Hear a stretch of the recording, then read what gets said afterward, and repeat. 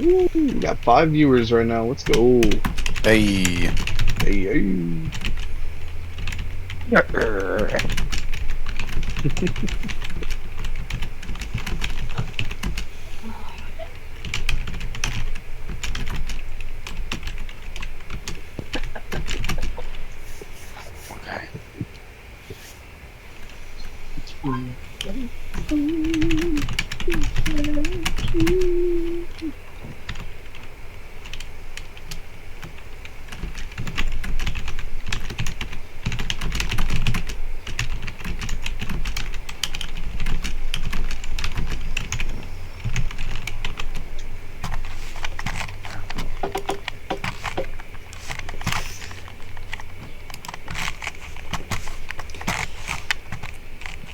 Dude, switch your current HP. Or your max HP.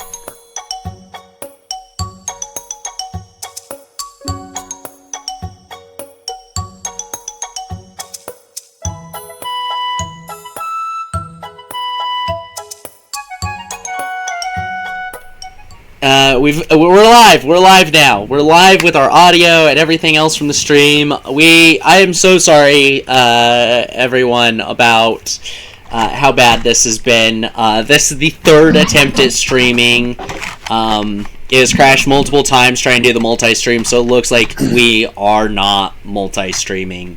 I need a better computer. Our first goal is going to be to hit 50 followers here on Twitch, which actually I should just go change that follower goal right now, because that is both YouTube and Twitch, and until I can multi-stream, Twitch is the one that matters. Sorry, YouTube, you get to watch this after the fact. We love you. Prove to us that we should prioritize you and live stream over on YouTube instead. Then, get people following. Get us that 500 mark where we can start earning money. That's all I can say. YouTube. I want to be on both, but my computer's 15 years old and it just cannot do it. And all 8 of you people out there, make sure you follow. Wow. Yep, if you're not following, please follow. We are currently at 8 followers, and our goal is 50. We are calling all our chocobos and chocobos and moogles. We don't have any moogles other than me at the moment, though, Kupo, because that's going to be the paid subscription or paid membership on YouTube. And I can't do that on either of them at this time. So just give us that free follow. Turn on notifications. We want you all around. We do. We want to share this with people. And I need financial help to be able to do that better. For real. So, yeah. Over here in Twitch, on our live stream, you've got some 7TV emotes to work with. You can also, God, what's it called? My brain's not functioning. I am so angry right now with this. I've spent 2 weeks trying to perfect this, and it just went wrong.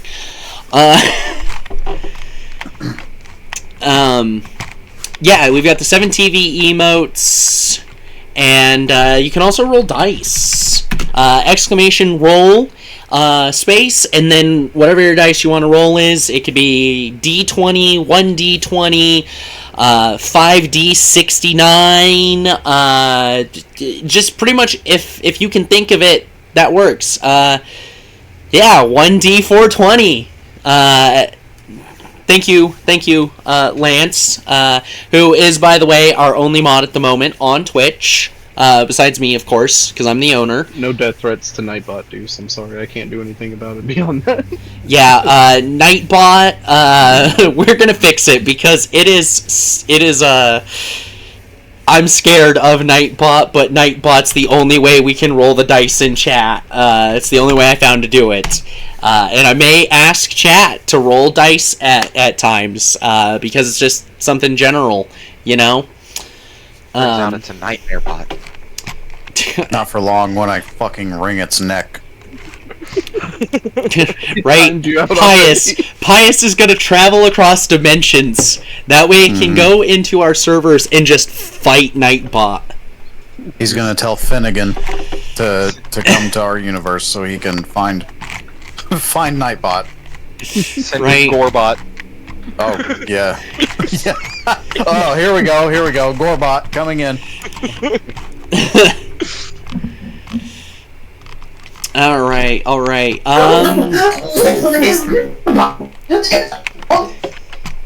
It does not work well, unfortunately. Yeah, that mod did not work with that. No, it did That's a not. shame. It's too many high notes.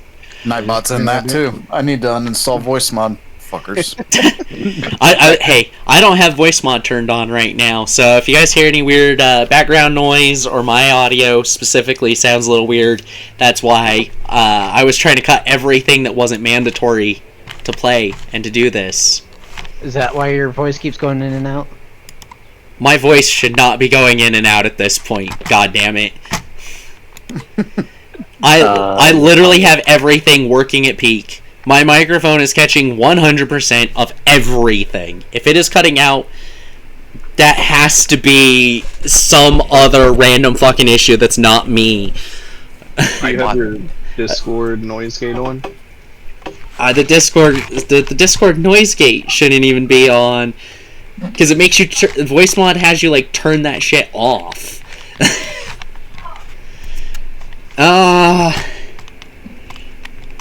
Let's see.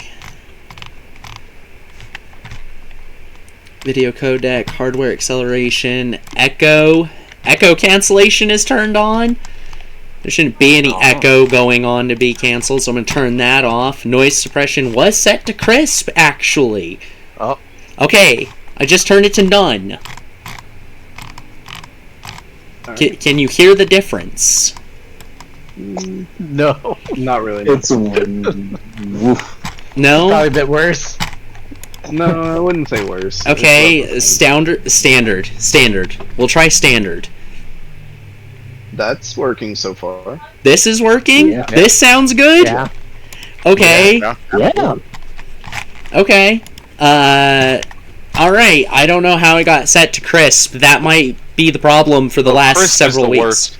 Yeah, that might be the issue from the last several weeks. And why we've been having problems is because it somehow got set to crisp. We are like 12 minutes into this and having issues. We're down to 4 viewers. Hey, we're working it out. We're working it out. This is our first real Twitch stream. Yeah. YouTube, I am sorry for all the stuff that won't make sense to you because we're talking Twitch stuff with the live. So, sorry about that. That is so weird that the stream didn't show Goku, please. Yeah. I'm not.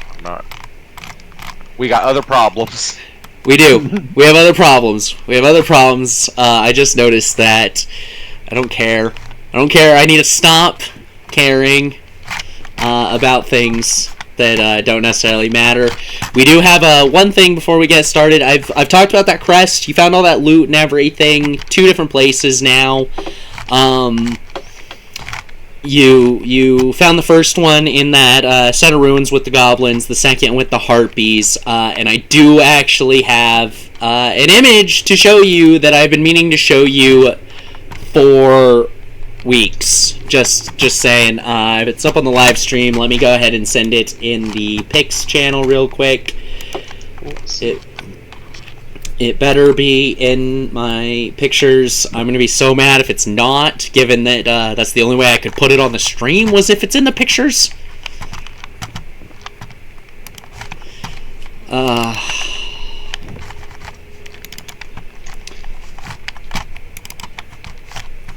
you want me to send a snippet of it? I'm getting it sent now. There we go. There we go. Highroad pics, y'all. That is what the crest looks like. So that's the insignia that's engraved on all those weapons, armor, and such from that. And the outright just crest you found is 6 inches across, and it is literally this thing. It's about 1.5 inches thick. So yeah, that is that crest that I've reminded you about a couple times, but I kept forgetting to show you the picture because I'm a problem. Apparently, that's what I am. I'm a fucking problem. Oh, and I do have Twitch set that, like, legitimately there is a language warning on Twitch. So, curse away, you guys. At worst, I have to take a day or two to put in bleeps. So, yeah. I am fucking pissed right now. I'm working on quitting nicotine as a whole. Like, I'm on, I'm off, and right now I'm at the peak of fucking anger and rage. That is why I was asking in the Discord earlier about $5 to $10, was trying to get some nicotine so that I could approach the stream not already edging at the anger and a malfunction. We are now going to die. Yeah, you might. I noticed something listening to last week's episode, though. Maya, you'd mentioned you were talking to the scythe. You were talking about the dual-hand scythe. You had said something about that. I missed it, which is why the Rickroll thing was the +2 scythe. Either way, no, you wouldn't have gotten talked to, but if you were with the dual-hand scythe, yeah, it wouldn't have been a Rickroll, so that's my bad. I just totally misprocessed which scythe you were talking to. I forgot it was a totally different scythe. Yeah, you forgot you had 2 different sides, apparently. So yeah, I have a spiritual one I'm talking to, I guess. Totally. Yeah, you have 2 sides, and you were talking to the +2 scythe, which has the Rickroll imprinted on it. We didn't actually work out where certain loot went. The cold attack vials, very rare. Whose bag did those go in? Just so we can make sure they're marked on a character sheet. I thought one person just snatched it all. It wasn't me this time. Then it would have been Nick, I think. I think Nick picked everything up. I identified everything, but we never did talk about like who was gonna take it. Because I snatched it all up to just identify and confirm what everything was. But I wasn't like, oh, I'm keeping all of this. Then you have 4 very rare cold attack vials to add to your inventory. And the bracelet of edging. The bracelet that when you're attuned, you're always on the edge of climax, ready to be a Coomer. Ooh. I'm good on that one. Just to reiterate, being attuned to it, it's an uncommon. It's a +1 on any fear or sanity save. So it's a fairly mild bonus, but it is a bonus to 2 of the things that can really fuck you up in Maluviette campaigns. If no one's claiming it, Nick, just add it to your bag as well. Yeah, we'll just sell that to Patches.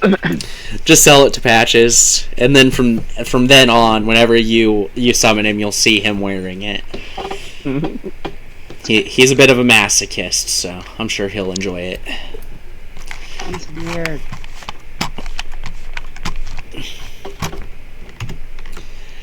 Alright. Cool. Then we can work towards... How did it get into that server all of a sudden? By the way, Discord's been doing really weird shit paired with Microsoft Edge. Keeps trying to open fucking tabs and windows and just switched me to a different server completely for some reason. So, we may have some stops and issues like that. Such as this one trying to explain why it might happen. Who wants to recap last episode, though?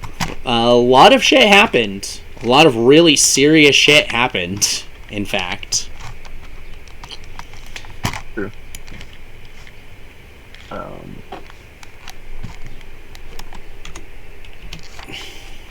Nick, do you want to? I was really focused last week, so I may have missed a lot of stuff that went on like around Wrath, and I don't want to I mean, half of it was just rats, so... That's fair. So, last we left off, we made it further through the cave, finding ourselves to the highest point or closest to the exit, after circumventing more of Volo's rats. What were they called? Cranium rats. Cranium rats. Thank you. Wrath received a message from an entity telling them that there was more divine trinkets here that he needed to collect. We explored the area, eventually found a hidden entrance to a cave area after deciding not to fight anything, because we found several things that we could fight, such as more flail snails, a water mimic of some kind. An ooze-type creature that kind of does the mimic thing, and as long as it doesn't move, it looks like water. Yeah, that Justin was like, nope, not doing that again. You want to know who suffered more in that incident, by the way? Star. Star almost died. Had to make some madness saves. She ended up in the hunter's nightmare. It was bad. Memories. No. Decided not to do any of that stuff and just stay on task. We ended up finding a secret passage to another area where we ran into more of the guards or military Hired goons. Yeah, Hired mercenaries, yeah, that works. For the Kinehurst family, made them pee themselves after throwing bowling balls down a hallway that they still didn't hear.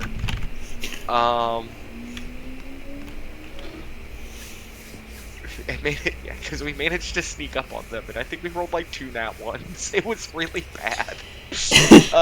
Yeah, you ended up with an average of like 13 because the hermit had a plus like 16 to his roll. Spoke with them for a bit, ended up not fighting them and letting them go along their way. Wrath claiming that this was his domain. Then, trying to figure out this space, eventually realized that it was the warped domain of a god that spoke with Wrath and was challenged to figure out which god he was. Upon asking for help, we eventually narrowed it down to the god of the earth, or the Terran, elemental god. No, it was the god. Elemental No, it was the god of deity of monsters. Earth. No, he's the elemental deity of Earth. He's known as He's the also father of monsters, That's what it was. not the god of monsters. That was yeah. That's what people thought about him. Yeah, even though there's no correlation between Right. him and monsters necessarily. Yeah. Figured out who he was. I forget his name. Skarn. Skarn. And then was given one more challenge to retrieve the items from a dome that caused a massive amount of pain whenever he reached into it. Wrath went in to get the items at the cost of his own life. We fought to get him out and bring him back to life. The god eventually brought him back with... We didn't need to use the Phoenix Spears, right? No. I think The deity is who brought you back. Is who brought him back. Because you showed the spine and the drive to not be willing to die. To survive at all costs. Even if it meant fighting a deity. There was just a lot going on and a lot of panic, so I lost track in that moment of whether we used it or not. Yeah. Got Wrath back. Ended up getting the items and leaving the tunnel. Setting up the house and finding penguin tracks. Deciding to take a day's rest because we had were all exhausted and beat to hell and tired of being in a cave. So, taking some time to chill and regroup.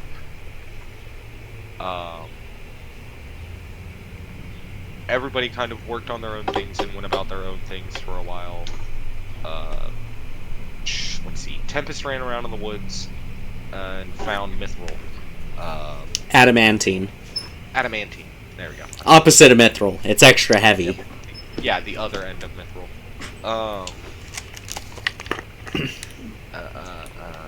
I worked on spells.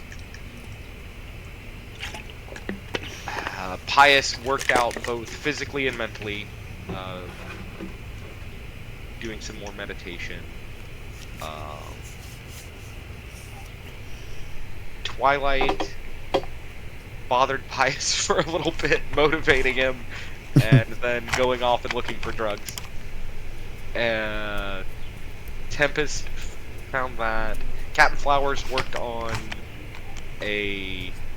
working on his new suit and decided to also work on a new weapon with the adamantine.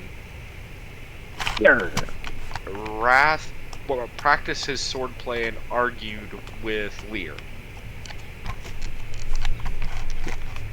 Right? That's Yep. all what we all did that evening. And then Wrath and I had a conversation about magic and about what we've taught each other and teaching each other magic.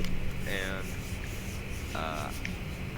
Nick has now taken a level in Sorcerer, and Wrath has now taken a level in Wizard, and everybody else leveled up.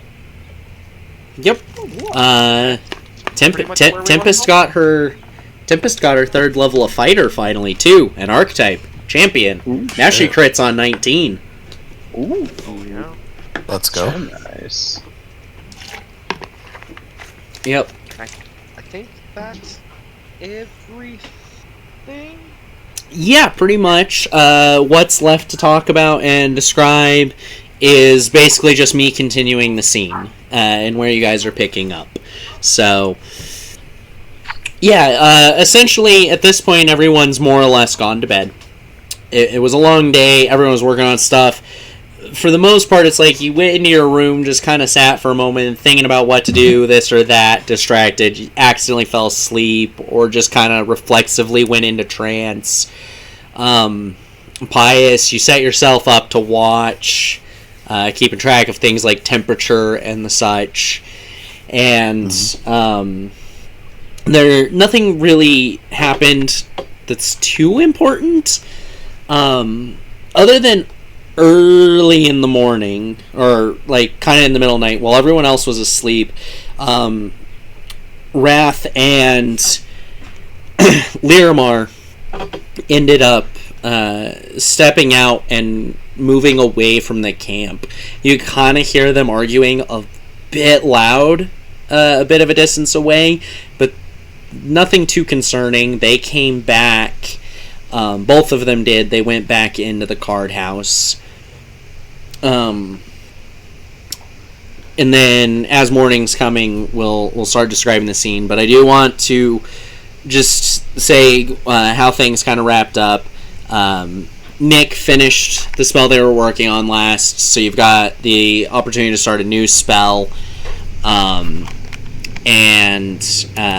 Captain Flowers, you of course made your auto plate for your new class level. You also managed to finish the blueprints for the transforming weapon, which combines the rifle that Tempest has with a scythe. So the blueprints for that are now done.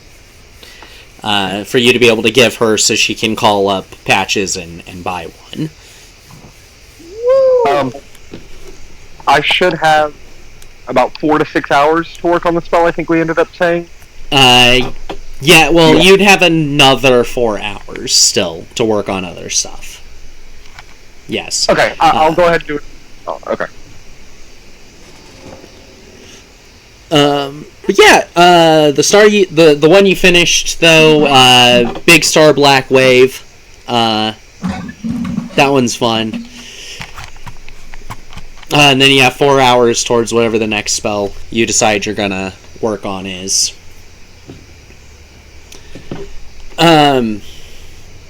as everyone's getting up for the morning, though, you're all doing your normal stuff. You're putting up your bedroll, getting your bags together, going to meet everyone else to actually get the day started. Liramar and Wrath are clearly having a parting of ways. And Liramar ends up giving Wrath a very, very, very long hug. Liramar is far more connected than some random stranger should be if they had just appeared out of nowhere.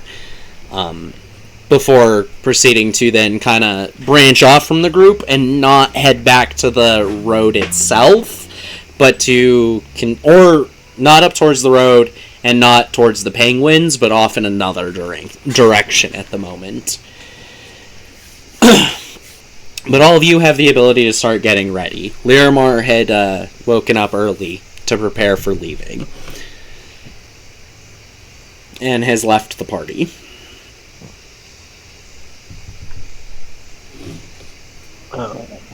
Wrath would have gotten up with him, and so he's packed up already. He'll go ahead and start working through the sword forms that him and Liramar had been working through while he waits for everyone to get ready.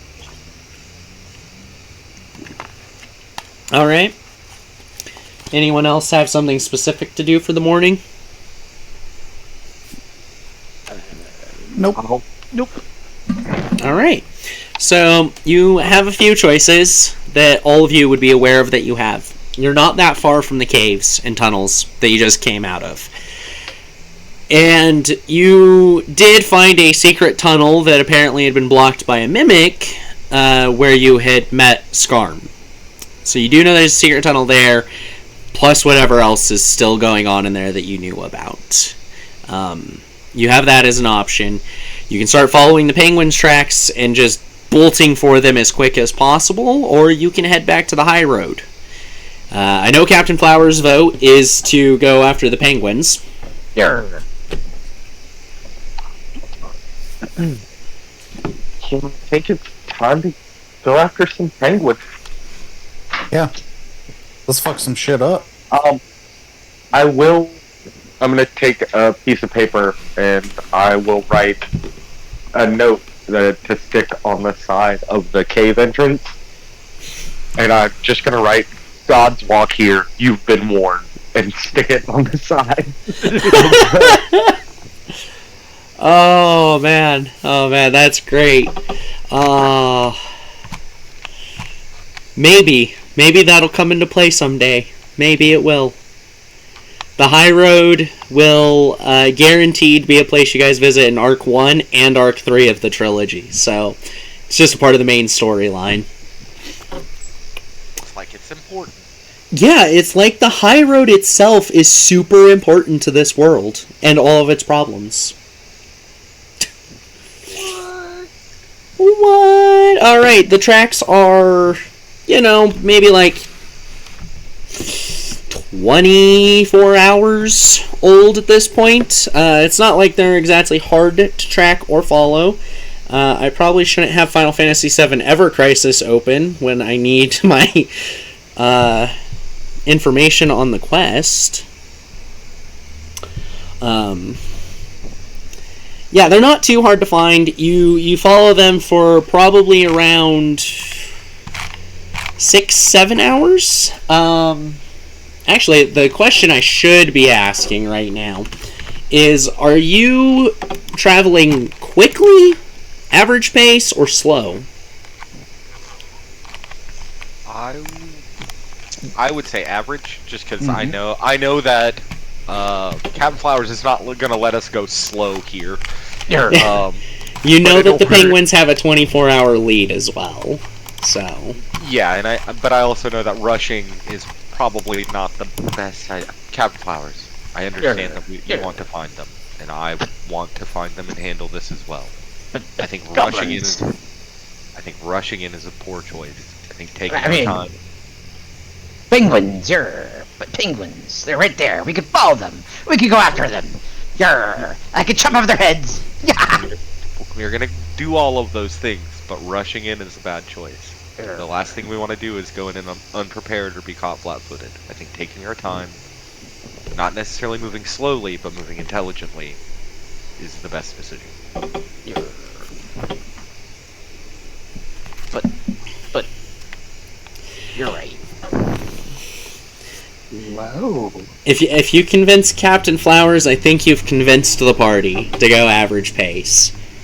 So yeah, it is going to take almost 7 hours, like a full day's travel, and this is kind of more or less the same direction as the high road, even though you're not on it.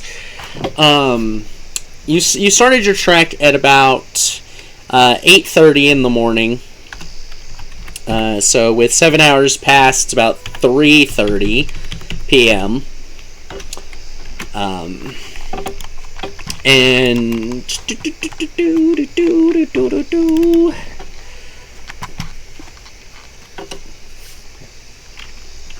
I'm trying to remember math.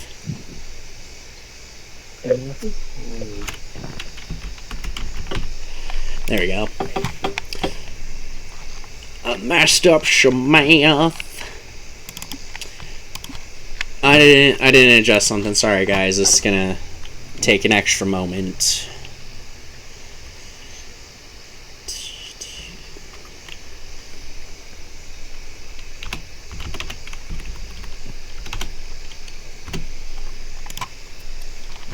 Okay.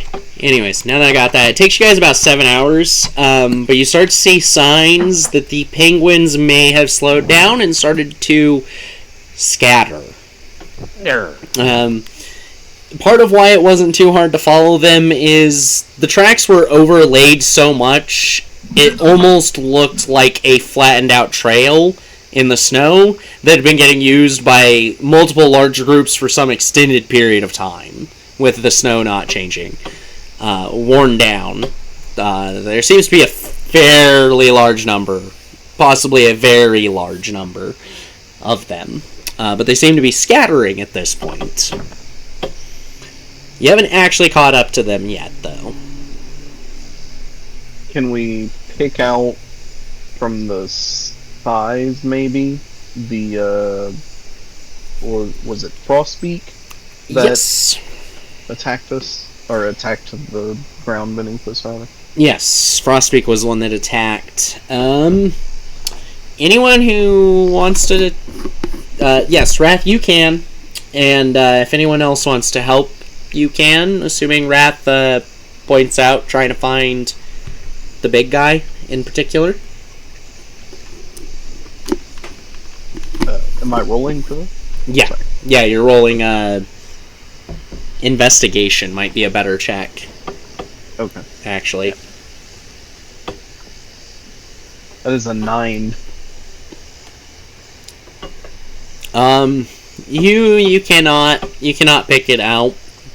Regardless of kind of the directions, there are a lot of overlapping feet, regardless of which direction you try to look down for the directions they went. How do we know which way to go? Captain, do you have any experience in tracking these beasts? I mean, I can do a little bit of tracking. Just a wee bit. I can try. Isn't that survival? Yes, survival. Survival is a tracking. Which, Star, think you're for pretty me- good at that. I have a +8 in survival. I got 2. So does someone wanna help Tempest? Let Tempest take the lead, but someone help her? Tempest secretly take the lead and let him think you're helping. Easy enough. I do that with my uncle all the time. Oh, that's so rude. 19 plus 2. I rolled 19 plus 2. Okay, so you got a Well, 21. But go ahead and roll your survival as well, Tempest. Okay. Don't tell him I said that. Too late. Oh, It's it's only so internet good. forever now. Forever. That's How could you? impossible. I He trusted doesn't you. know what the internet is. Oh, well, you're in luck then. I always know what internet. 21 was enough to have a pretty good inkling of it, but that 26, yeah, between the two of you,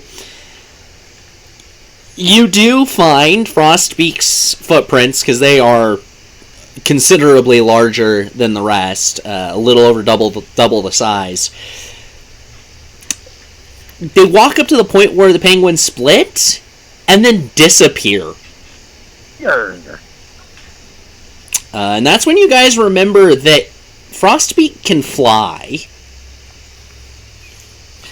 In fact, all of these penguins can. So it's odd they chose to walk and leave you guys a trail. Yer. Oh, This God, feels they're like gonna a poke trap. on us. They're messing with me. I knew it. I start scanning the skies.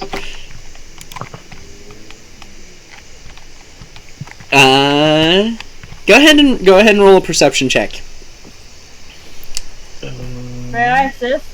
Everyone can roll their own, or nobody, or just Wrath.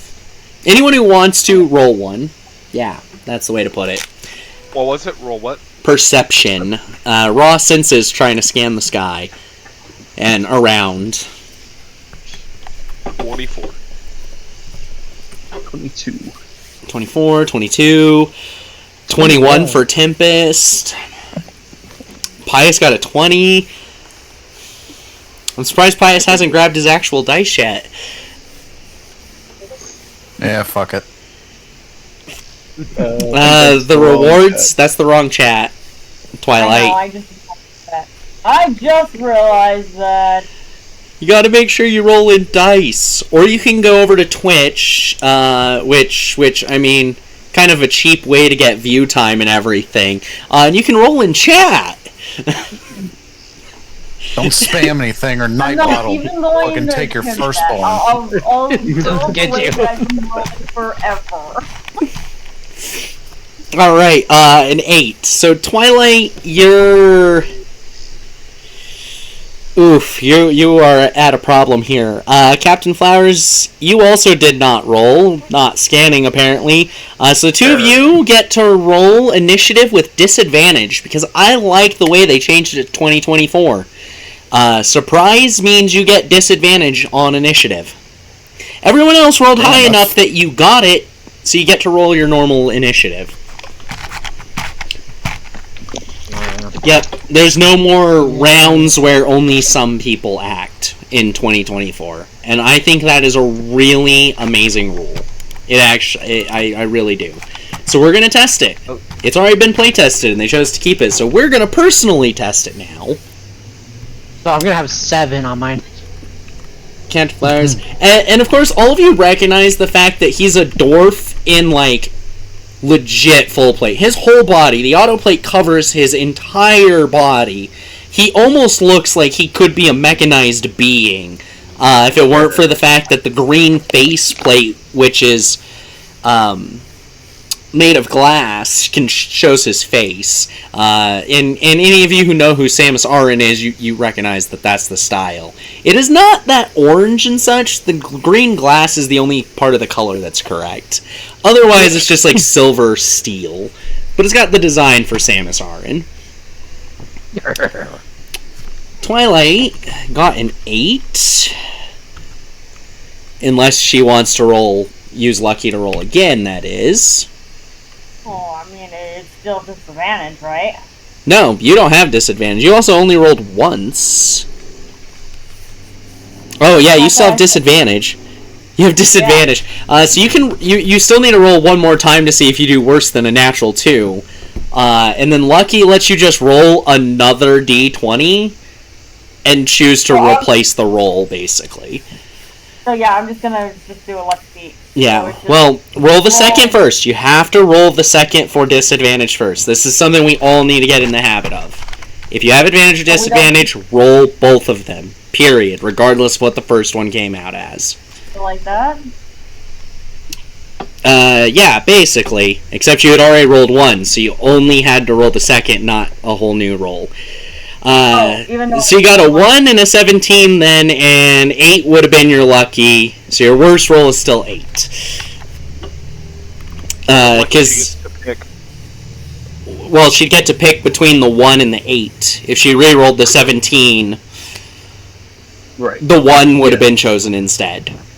That's right. So she'd choose between 8 and 7. Pretty sure she's choosing the 8. Come on, And this is part of why you gotta make sure you roll your advantage or disadvantage. Because Right. feats like Lucky, you choose 1d20 to roll again. Okay. So, for So, lucky feet. yeah, because you went and rolled with disadvantage after you rolled a single roll, that made that second roll your regular, and your lucky feat was the 8. So you used one of your 3 lucky, and you got the 8. Okay. Anyways, Captain Flowers got the 7. We got Pius at a 19. But I've been thinking about it and realized there are a lot of instances where that can happen. So we just need to make sure we always roll it, just in case some slight change. Nick, what'd you get? I got 12.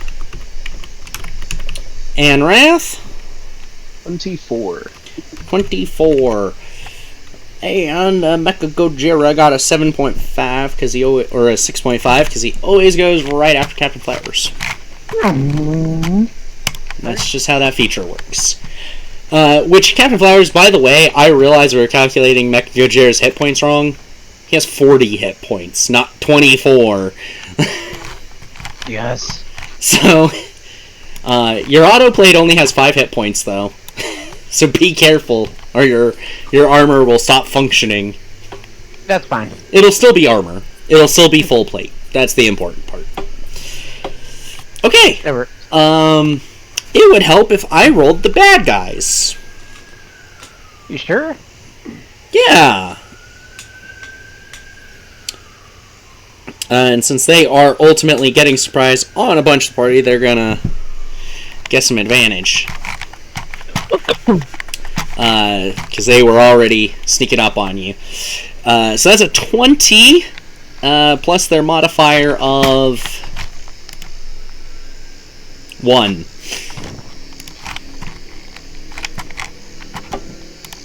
So they are not first in the initiative order.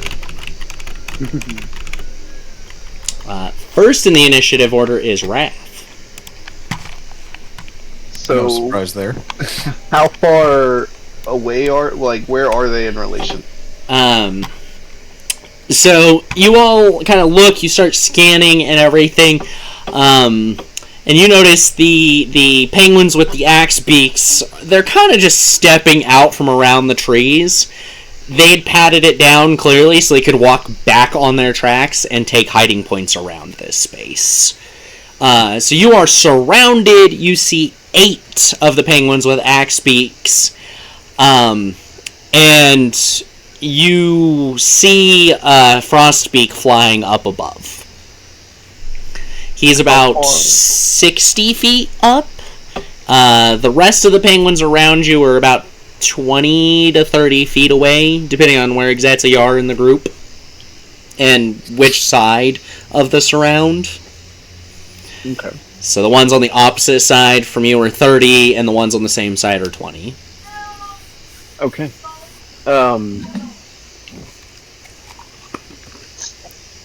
Alright. So I immediately cast False Life at 3rd level on myself. Alright.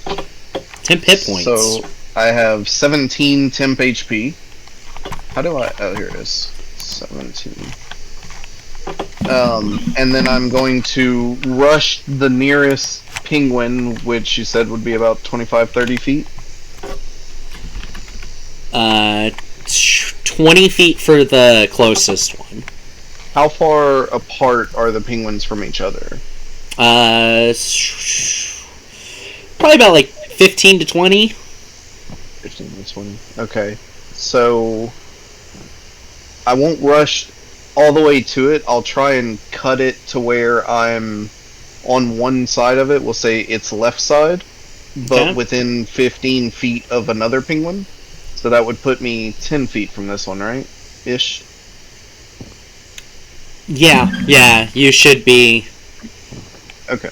Yeah. Then I will quicken spell cast lightning lore on the far penguin. Like the one at 15 feet. Let's see, you got a natural 5. This is a challenge for enemy, so he fail. He failed. Okay. So, Wrath casts some magic on himself. You just see his hand glow green. Something nobody's ever seen is him casting magic that is not storm based. And then he seems to like buff up a little bit before rushing forward, and then he'll whip out his quarterstaff to one side and arc electricity off of it to grasp this penguin and pull him to him. So the penguin is moved to within 5 feet of me and takes 2 points of lightning damage. Ones on both sides. Yeah. And that is my turn. Alright. After you comes all of the penguins. So 2 of them are gonna go ahead. Well, one of them's already next to you, but one's gonna move up. And the 2 of them are gonna go for that advantage flanking roll of 12 to hit, which misses. Yep. That's 2 of them. 4 of them are going to circle Captain Flowers. Yeah. 2 of them are getting the crit, and 2 of them are getting a miss. Good thing your auto plate currently doesn't have any special abilities for you to lose, because it has stopped functioning as anything besides plate. I would like to, on the ones that crit, I'm going to use a reaction and I'm going to cast Silvery Barbs. Okay. Silvery Barbs, does that last for only an individual attack or like the whole rest of the turn? A single. It is a single. Alright, so one of them gets stopped from a crit, the other still crits. Right? Well, it just makes how it it works. re-roll its d20. Yeah. Gotcha. Yep. I'm forgetting how it works because I haven't used it very much. It Yeah, basically just gives it a disadvantage. Yeah, you magically distract a target at a certain moment. The triggering creature must re-roll the d20 and use the lower roll. Don't forget the next And then part I of get to it. choose a creature I can see within range, including myself, and give that creature advantage on its next attack roll. Alright, who's getting the Ability advantage? check or saving throw. Yeah. Sorry. Who's getting the advantage? I'll give it to Captain Flowers. Captain Flowers! Alright, Captain Flowers gets the next advantage. That don't wanna penguin be a rules re-rolled an lawyer. 18, but at least it's not a crit now. I don't want to be a rules lawyer, but it has to be a different creature. Ooh. It specifies that. Yeah, the creature I'm distracting is the one attacking, and then I'm giving the advantage. So you cast it on the person being attacked. That I do know. No, you magically No, you don't. distract He's the right. target. Yeah, I see it now. My bad. He's right. Yeah. Okay, Cast never mind. one, and then I give It's- advantage to another. You're the right. creature attacking is the trigger. Yeah. My bad. Nope, you're good. Okay, yeah, I'm just reading it since we have some contention here. You're right from what I'm reading though, so we're good. But hopefully this will help me remember it in the future by reading it now. Yeah, I thought it was when a creature is hit by an attack is the trigger, but it's when a creature succeeds on an attack roll is the trigger. So that's my fault. Sorry. Okay. Yeah. So it's still Captain Flowers. You get advantage on your next attack, skill, ability check, saving throw. Your next whatever, basically. Yeah. The Creature still re-rolled a natural 18 plus 4, so it hits, but it's not a crit. So it is going to deal 7 damage, and the other one that still got the crit is 15, so that's 22 damage total that Captain Flowers is taking. From the four of these trying to gang up on you. Take. The first 5 of that, though, or the first 10 of that, is split in half. Because your autoplate takes half of it. So that would be 17 your actual health takes. 17 instead of 22. Yep, 17 to your actual health. That works. Because 10 of it was halved. Grrr. The benefit of the autoplate, you half and half damage of it. So now it's just full plate armor, though. Its core, you all see the core kind of dim out and shut off as the couple of these things actually hit him. And then that leaves 2 more that are going after Nick, who looks squishy. They ain't wrong. Their better roll was a 23. Yeah, that'll hit. So that is 14 damage between the 2 of them, 7 each. It is slashing damage, by the way. 14 damage. Gotcha.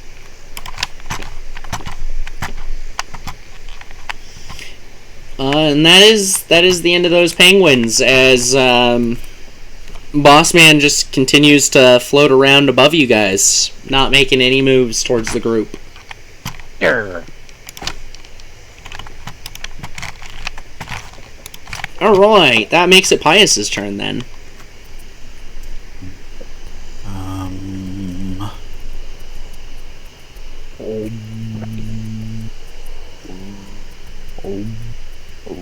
How close are they to me? All of them are going to be well within 30 at this point. Well, not well within. The 2 with Wrath are 30 feet away from you. The rest of them are all like 15 feet. 10 to 15 feet. Depending on which one you're going for. There's 4 surrounding Captain Flowers, so the furthest is 15, the closest is 10. With Nick, they're both 15 away. Okay, I'll go to the 10-foot one. Okay. I'm gonna do the thing. I'm all swinging at him. Get him! Get him, Pius! Swing, swing. Swing it! Pius! Swing at him, boy! Shoot him, Jacob! Shoot him! I'm not sure who was doing the voice. I just know it wasn't Deuce. Fuck. Pius, you better get them gators right now! He's coming down the walk, Paul. That's a 31. Does that hit? That is a critical. That is a nat 20. Oh, he just took that penguin's head off! I hope so. Probably. Goddamn. So max the first die, roll the second die of damage. Get him, babe! He's coming down the walk, Paul. He picked up a rock. He done thrown it at the crow. Oh, boy. He's just hunting us all. That'd be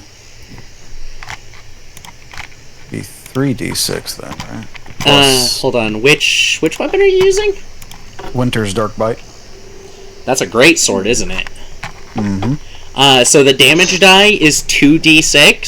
So when you get a crit, it's 4d6 because it doubles the die, which is 2d6. So you're rolling 2d6 and max the first 2d6. So 12 plus 2d6 plus your strength mod. Since we agreed to test out that critical variant.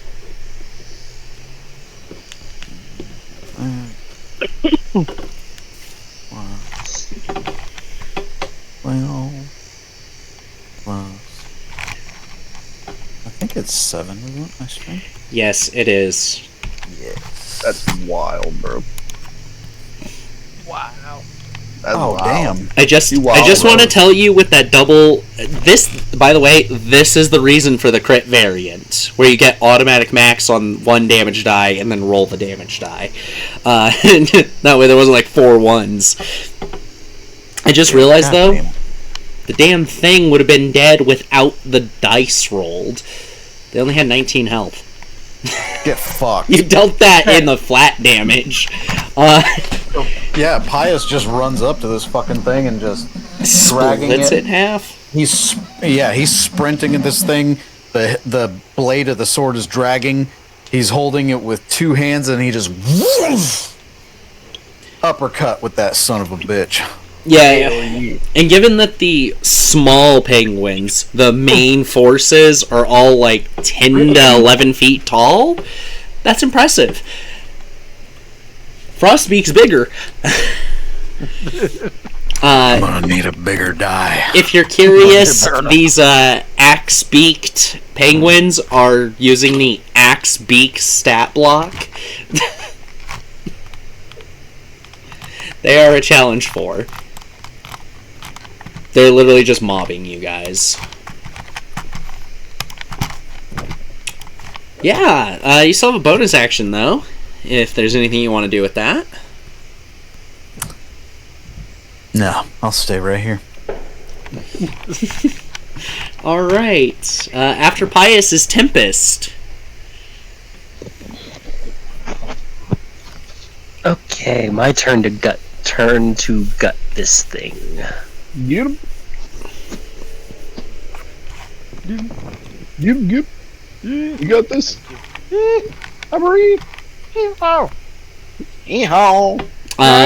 Which one are you going for? I need to know your targets still. The close one to me. Closest one to you? Okay. And are you going to flank it with Captain Flowers? Sure. Okay, so you I get advantage.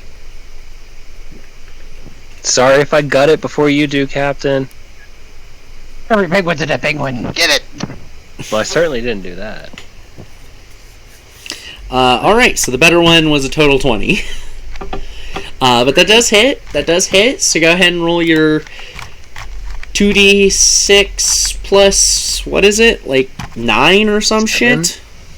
7 or 9? I thought it was 7. Higher than that because it's your strength mod plus 2 from the magic weapon. So it should be higher. Is it plus 7? Maybe. Unless it changed with the recent level. Your to hit with it is a plus 10, by the way, not the plus 7. To hit is plus 10, but the damage is plus 7, yeah. Oh, my hit went up. Nice. Yeah, proficiency went up. Yep, proficiency went up. So that's why you need to check your combat actions page when you're doing something. Oh, you know me and a lot of numbers. Okay. 2d6 plus 7.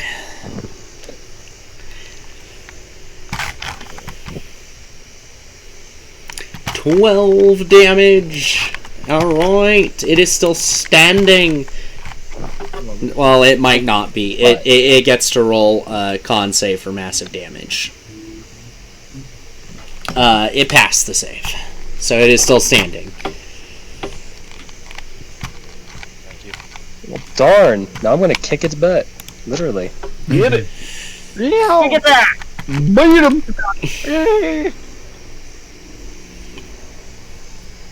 You still have advantage. You're still flanking it. That didn't change. Oh, no. It said I forgot about it already. 17 hits. So it's 1d4 plus 5 for your unarmed strike. 6. It is still standing. Kick it up for you, Captain.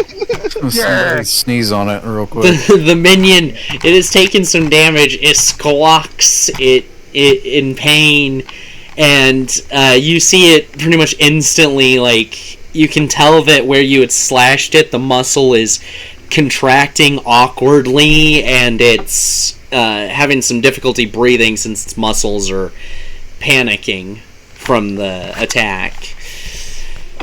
But it is still standing. I have decided to name my hand axes Mama and Mia. Mamma mia! Mamma mia! Mama Mia! Mamma mia, let me go.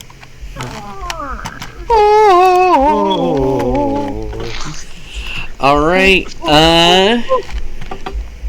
after Tempest would be, if I could get on the correct screen instead of being an idiot.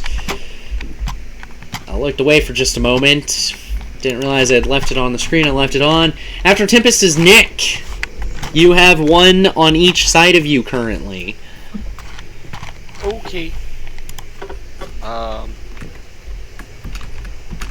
One on each side of me.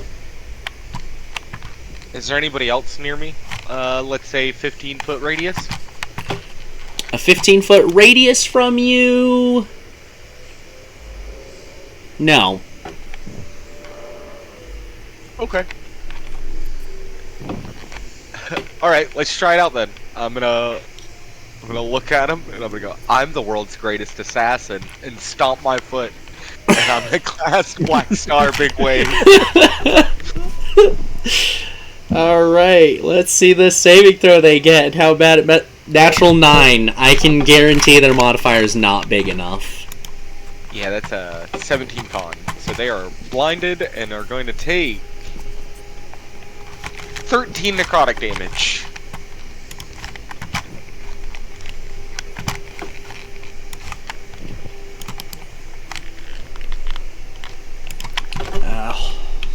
Sorry, my tracker got all weird all of a sudden.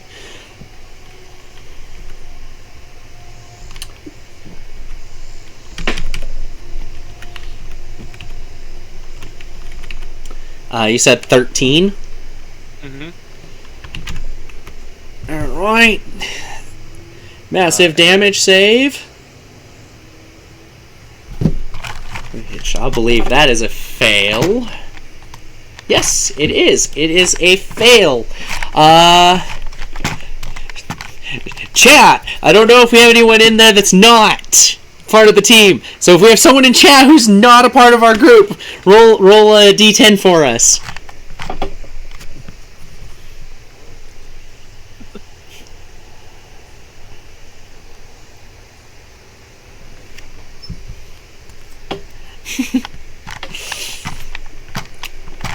Alright, we got our admin here. That works.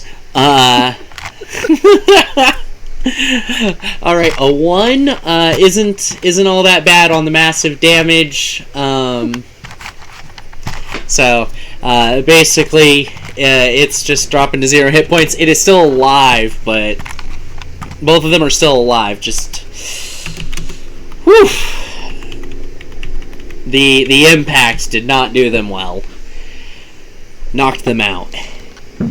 They're doubly blind then. They're unconscious. And They can't see nothing. Can't see nothing. that man's some milk. Their eyes are glazed over and open while they're unconscious. Damn penguins. I'm gonna walk away from that. You can! I am. Are you gonna walk towards Captain Flowers' group, towards Wrath, or just kinda not far away from either, but not in either group? Wrath seems to have things under control over there for right now, so I will help, move to where I'm 30 feet from Captain Flowers. There. Okay.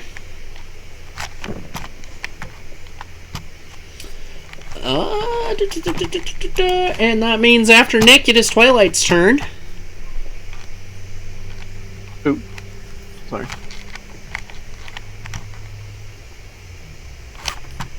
Twilight, Oh. Yes. it's your turn. Okay. You I was curious about that. So how far up did that leader go? You said 60 feet, right? He's 60 feet in the air, yes. I think either my crossbow boomerang can hit him. Your crossbow definitely has the range to hit him. I can't remember its base range, so let me pull up a crossbow. But if that doesn't work, then I know What? stupid foul. Hold on, what type of crossbow is it again? Because I did not... Light crossbow. So I have a crossbow bolt. The bolt is an ammunition. Your light crossbow is the damage, and your crossbow bolts tell you how many times you can do that before you have no ammo. Mm-hmm. So you have a light crossbow, though. You have the range, for sure. It's a matter of if you want to do it. Yeah, I do. Okay, roll to hit. It is 1d20 plus dexterity modifier plus proficiency bonus. I knew there was something I forgot to add to your character sheet. Your combat actions for the extra weapons. Okay, so it's 1d 20. And then the proficiency. Yep. And your dexterity. Plus proficiency, plus dexterity mod. Oh, it's a light crossbow. It's not a heavy. Yep. Because heavy can be. Heavy's the one that can use strength as well, right? I don't think so. Because they have a mechanism that fires it, not your body. I think that's a longbow that can use your strength. Longbow or shortbow. That also might be 3.5, not 5e. That's also fair. My old ass gets confused usually. So. Goodness. Because I know, like, in 3.5, like, it wasn't even a choice. You had to use strength. For a longbow. I'm not seeing what is. How do I? Ugh. The main page for parameters. Your dexterity is a Okay, parameter. Got it. Scroll down until you find dexterity. Got it. Dexterity mod. It's Got d20 it. plus dexterity mod. Now find where the word proficiency is. +3. Whatever that number is. Oh yeah. Thank you. Yeah. I knew what the number is. We all have the same number, but I want her to be able to find it on the character sheet. Right. Right. So.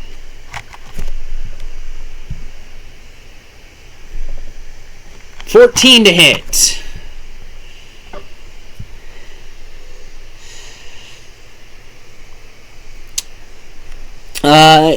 You see it go up, and he doesn't really seem to dodge it, but it just kind of like glances lazily off of his chitinous skin. Like, you almost could have gotten it, but you glanced him and it just didn't actually do anything. Went right past him, up through the air, and came back down to the ground.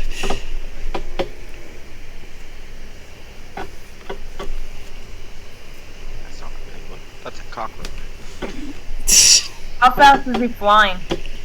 Not terribly fast. He's just slowly circling all of you like a vulture. He's a pain in the keeper. Grr. I'm gonna use a bonus action to transform into something fast. Yeah. Something fast with flight, or just generally fast? Yeah, fast with flight. Most every flying creature. Owl, eagle. Owl slow. Owl slow? Owl slower Yeah. Slower than an eagle, yeah. Falcon, eagle, bird of prey. Yeah, bird I of was prey. thinking Owls are birds of prey. prey. Owls are pretty quick, so ambush I'll animals, do that. though. Yeah. Let's see. You can turn into a giant eagle. That would have a fly speed of 80. Can she turn into a giant eagle at this level? Jeez. Challenge 1. Yeah, there's CR ones. Wow. Alright, I'll do that. Yep. And she has officially passed the level to be able to choose flight as well. By Ra. So, this is completely, truly allowed currently. Yeah. No, I didn't. Definitely. Yeah, but yeah, you have a fly speed of 80, so you transform with your bonus action, and you have enough fly speed to get all the way up to him. I'm coming, motherfucker. Just takes like the whole turn.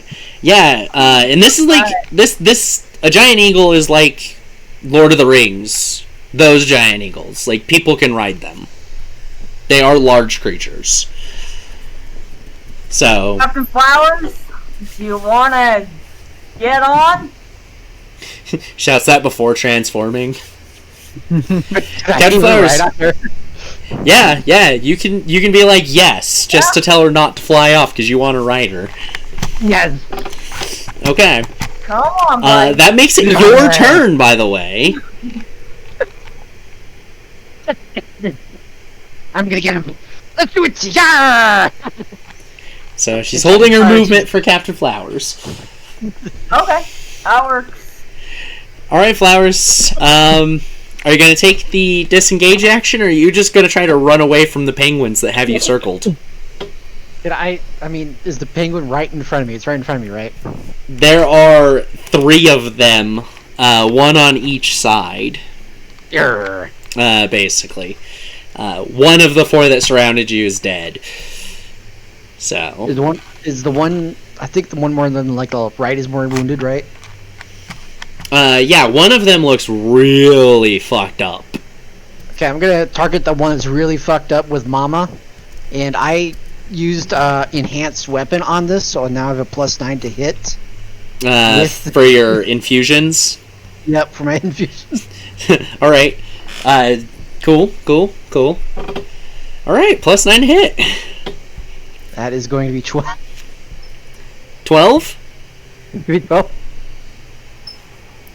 12. 12 hits. All right. Your minimum damage, because you get your modifier on your main hand, which is Mama, is more than enough. Yes. So now that I've taken one down, I'm gonna run. Disengage run. Run toward so I can get on. All right. So the other 2, no longer have flanking on you. They're like a flat side on one side, not opposite each other anymore. So we're in the air, right? Just to clarify. Not quite. He hasn't ran over to you yet. You held the movement for when he could get over to you. And he smacked the one, basically, that was preventing him from running to you easily. 18? 18, you have an AC 18. So attacker wins unless you use enhanced armor. Do I even have enhanced armor right now? I don't know. I don't know what infusions you chose, since you chose those at the beginning of the stream while we were figuring things out. Let's see. You typed them into your character sheet, so I'm gonna go look.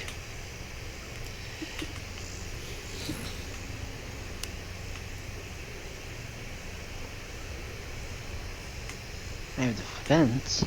Let's see.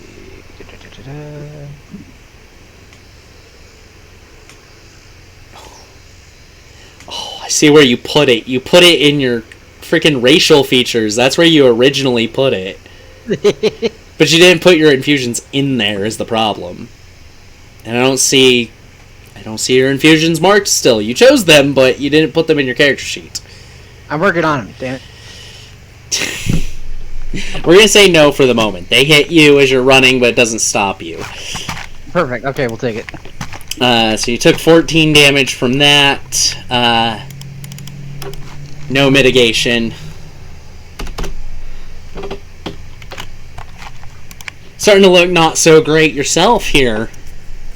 They've managed to put some chunks in the metal so that your skin is actually visible. Some dices in them, just slightly.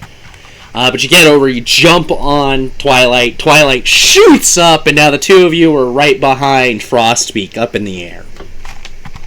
I'll get you, feathery bastard. And now it's Mecha Gojira's turn, who is still down on the ground. Is he speaking whale? Yup. Me.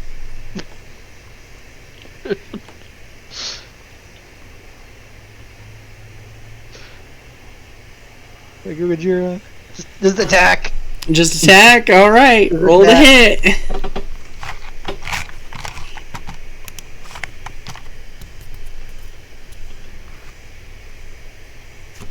we go. Here. Peanut butter! I'm wrapping it in, man. Peanut butter! Peanut butter. Peanut butter! Okay, so we got a nat 1. Really? So we have 4 total. Nat 1's automatic fail on an attack. So Mecha Gojira just and then like swings off to the side of it and just kind of barely misses. It sidesteps deftly.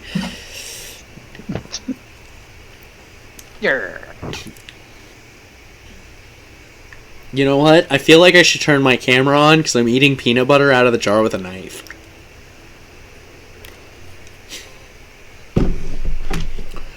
Say what? I'm eating peanut butter out of the jar with a knife right now. I feel like that's something I should put on stream. Yep, Mecha Gojira moves up, goes to hit it. Pretty deftly misses. But that brings us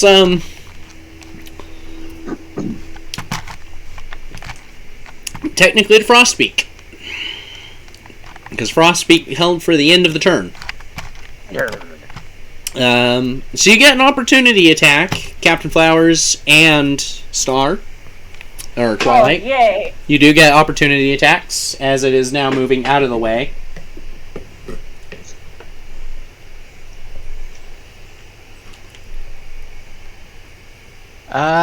Both are nat 1s. So 10.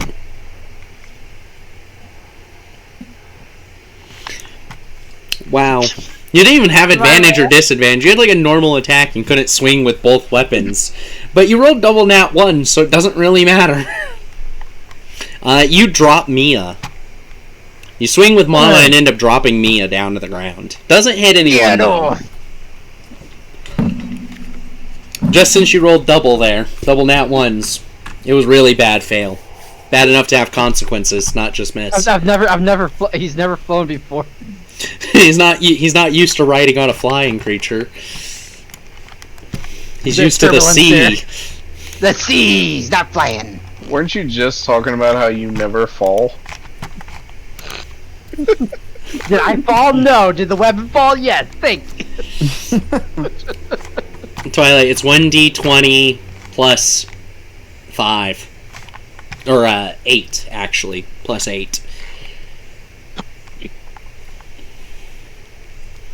10, you also, it kind of just, apparently because it knew you were right there, it just kind of moves and glides slightly, dropping, so that you both miss, and then it flaps to bring itself back up and continues just circling. But it makes its circle bigger, because originally its circle was only about, like, 30 feet of movement. It just doubled how big this circle is, basically. I can still catch up to it. Yep, you just gotta wait for your turn. Wrath, your turn, though. Okay. You've got one of the axe penguins on each side of you, still. Are they within 5 feet of each other, would you say?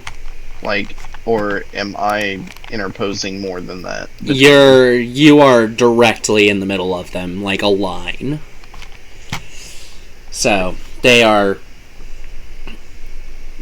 Yeah, I'd say they're 5 feet away from each other, because there's just your 5 foot square in the middle. Okay. Then I will go into start using the forms of the sword that I've been working on, except with the quarterstaff this time. And I'm going to attempt to cast Green Flame Blade as I hit the first one. So that's a weapon attack. 18 to hit. 18 hits. Okay. He suffers 8 points of bludgeoning, and I'll use the lightning effect on it, which is 2d6 lightning, so 9 points of lightning damage as well. Wait, Green Flame Blade deals lightning? Nope. That's just the effect of the the attack. staff. On a hit, the target. staff. Yeah, on a hit, Okay. the target I suffers forgot. the weapon's normal Yeah, I effects. forgot what weapon you were using. The staff, yes, I'm sorry. But whenever this happens, you all see as he strikes the first one and electricity courses out of the staff and into this penguin, you see a gout of flame, as if the staff had continued, circle around and attempt to hit the other one. Blah blah blah blah. It leaps from the target to a different creature within 5 feet of it. It just takes the damage. Yeah, I wasn't sure if it was just takes damage or damage. uses the same to hit. Okay. It does. Okay. But also because I'm 5th level, the one that I hit also takes damage. So that's an additional 1 point of fire damage to it. And then the other one takes 1d8 plus my spellcasting mod, which is... How much damage did the penguin take total? The first one? The one you hit? It was 8 bludgeoning, right? And then 9 lightning, and then 1 fire.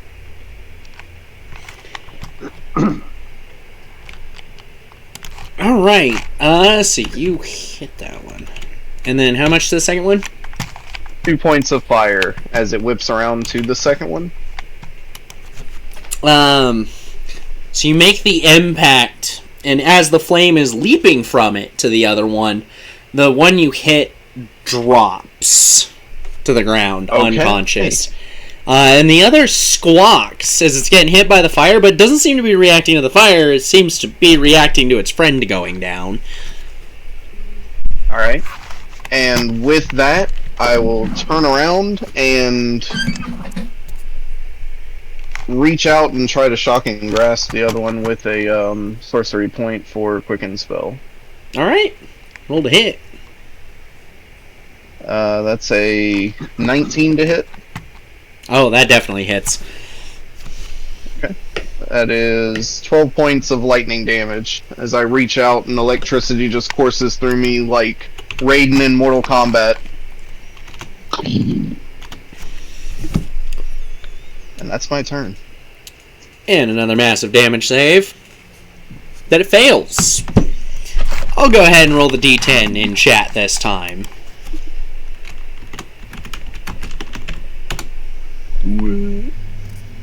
Rolled a 4. It falls unconscious. And its fur caught fire. As it falls unconscious and I'm holding it, I just release it and watch it burn. And that's my turn. Alright, after that is the Axe Penguins. Currently there are 2 unconscious. And blind. Yeah, there more than 2 unconscious, because we got 1 on fire unconscious, 1 just straight unconscious, 2 unconscious and blind, so there are 4 that are alive and unconscious currently. So they get to roll death saves. And the fire is not like actual fire that's hurting it, that's just this death save. Yeah, they fall. They fall. They fail. They fall and fail. They fall. They fail. Yeah. All over again. They fall into the snow deeper. The one that's on fire, the green flame blade, seems to be putting off enough heat. It started to melt the snow, but not enough to make it sink yet. I get knocked down. Chocobo you didn't keep damage! going. Okay, and then the other two that were near Captain Flowers, Tempest is the closest, so they're gonna go for flanking on Tempest. I wouldn't try that. They got a 23 to hit, which is actually enough to hit you. Filter credit. So you take 14 damage. 14 slashing damage, 7 from each of them.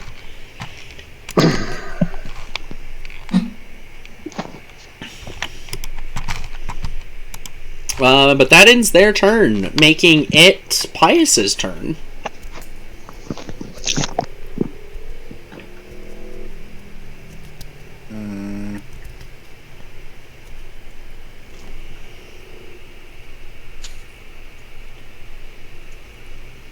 Sorry, how many are still standing?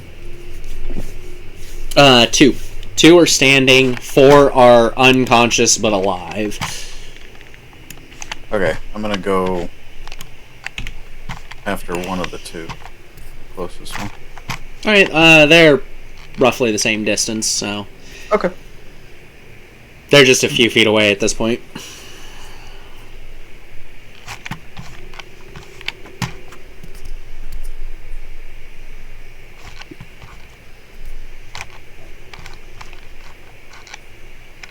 $21.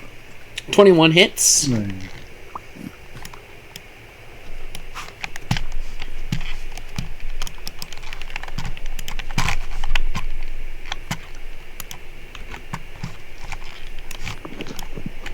$17 damage.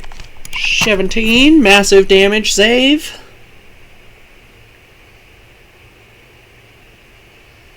It passes, so it is still standing, but it does not look good.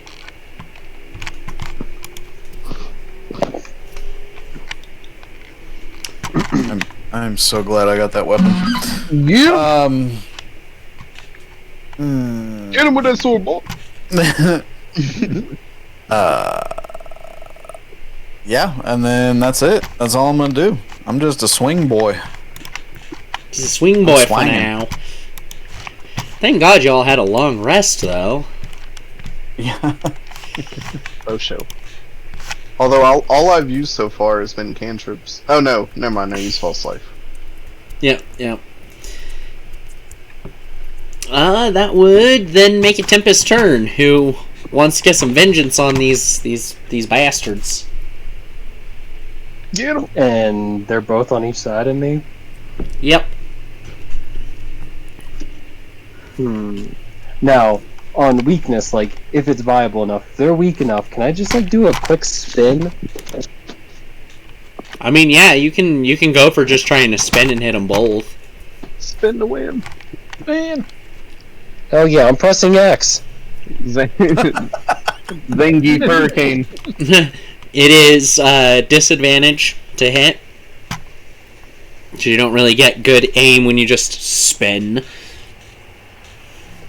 I just need to focus on my central point of gravity. My central point of gravity.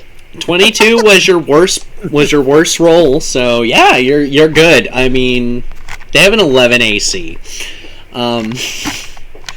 So roll 2d6 plus 7 for your damage.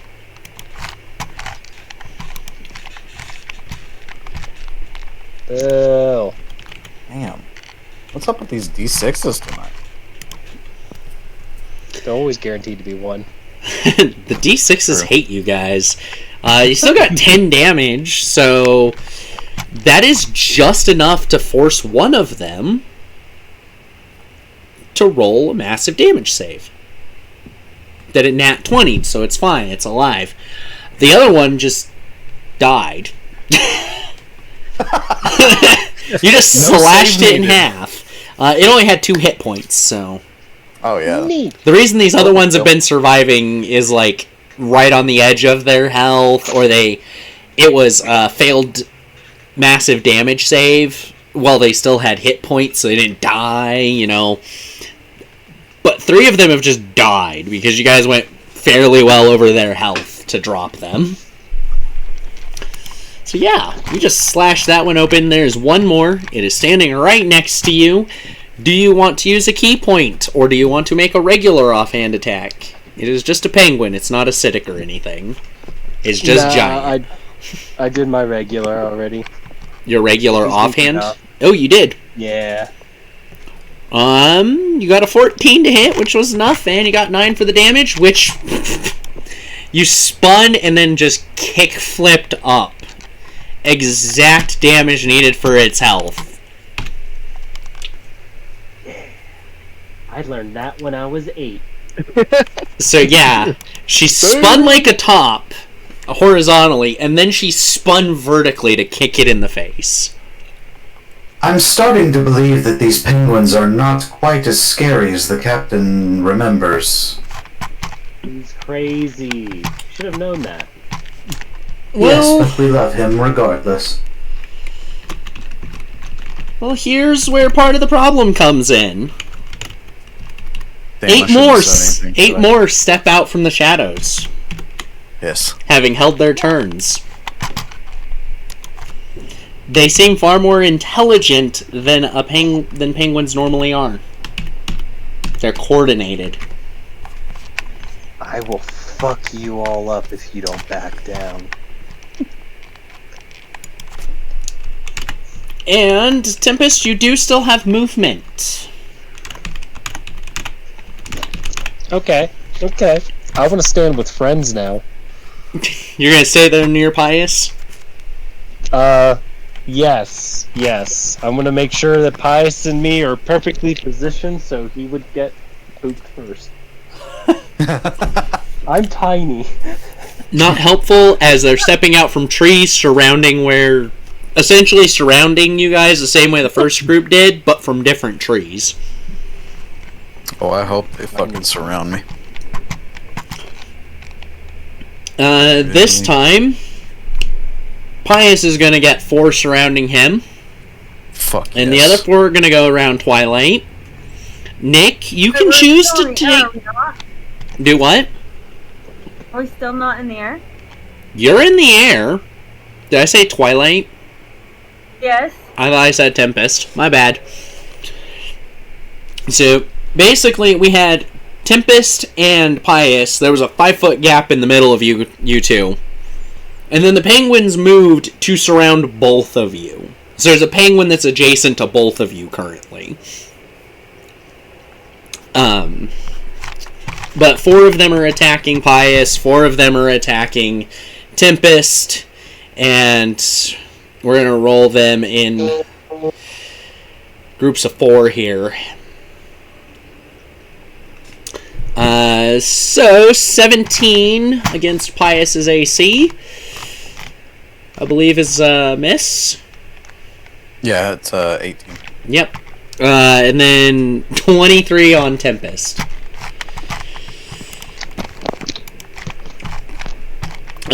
Which is 28 damage to Tempest.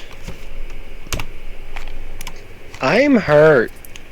She's really hurt. Like, she's been slashed multiple times. You can see the blood running down her face, her arm. I can take it. Don't worry, I got you. But that is the 8 of them. Because their turn now takes place between Tempest and Nick. So they have moved turn order, essentially, for 8 of them. Nick, your turn. Okay. So I've got 2 options here. I can either start wailing on the big guy, or I can start trying to clear out some of the trash.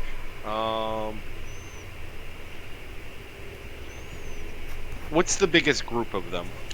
So, let's say I wanted to fireball. How many do I think I can hit with a fireball? All 8 plus Tempest and Pius. I can't All 8 of them surrounded the 2 of them that were near each other, so... Do it, Quill. Yeah, you could fireball literally all of them at once. Okay.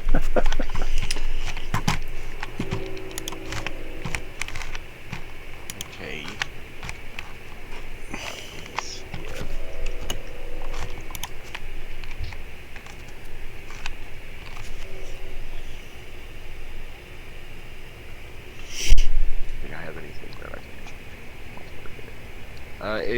Is there? Are they in a line, or they're all flanking? So it's like 2 on one side and then 2 on the other side. Like, if I was gonna try and like lightning bolt, I would still. So think of it as 2 D-pads on a controller overlapping with each other. Yeah. Are there 2 in between the 2? Yeah, there's 2 in the middle. I said 1 earlier, but there's 2 in the middle. Okay.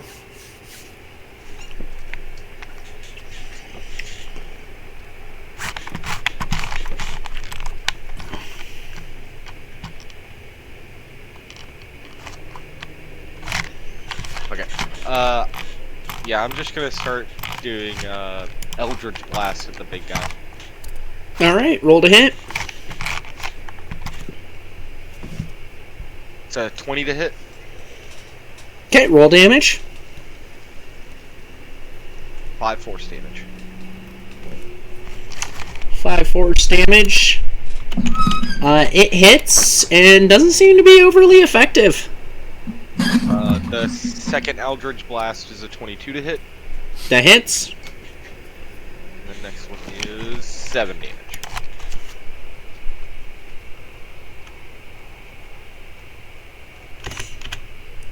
Took me a moment to figure out the math on that. Yeah, they hit, and it doesn't. It's not like it seems to just be like ineffective for its normal. It just seems like this penguin is really fucking tough, and you're using a pea shooter on it. Sure. So this one seems significantly worse than the others. Oh, we're drowning them in peas then. Let's go. Let's do bonus action. I'm gonna bonus action healing word. All right. On Tempest, I'm guessing. Yeah. I'm just gonna do it at first level. So Tempest, you will heal 8. Oh, tingles. Healing! The wounds at least aren't bleeding now. And that will The be, blood helps me learn. That will be my turn. Alright. After Nick is Twilight. So, here's what I was thinking. All but my movement. I would like to take my movement now, try to catch up to the main penguin, and then I will the rest of my turn until Captain Flowers gets the first hit, and then I will do what needs to be done. Is that fair? Did I do that? I mean, move and then attack would probably be the best thing you can do. Instead of trying to hold a specific action for Captain Flowers to attack, you might as well just attack. Because Captain Flowers can still attack on his turn. So waiting for him to attack for you to attack would be weird. Unless there was a very specific reason to do so. Yeah. Well, the reason why I wanted to do it because I'm a bird and I don't really have weapons on me. Like, you got claws. You've got you've got talons. You've got a beak. That is true. Okay. Eagles fuck, dog. Yeah, you're also the size of a small sedan. Like. Yeah. I'm pretty sure. I was thinking do my rope and I don't know. Okay, you guys are right. I guess sure I can do. Eagles fucking eat penguins. I'm pretty sure. I mean, if they lived in the same environment, probably. mean, I live in Florida. I can Um, say eagles eat most shit. Although I live in Florida, so everything eats most shit here. Even the people. Yeah. The people. Yeah. Yeah. I think my beak is stronger than my talons. The beak deals 1d6, and talons deal 2d6. Your talons are stronger. It's a +6 to hit. I said +8 last time because I wasn't thinking. You have a +6 to hit.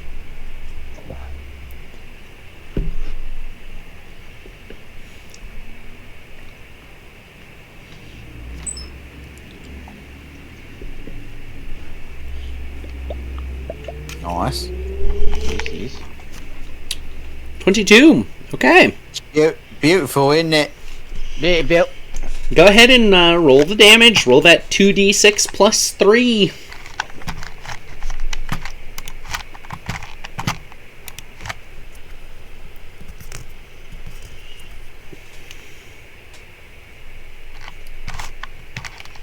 What? No, you missed the space. No. Oh, you missed the space.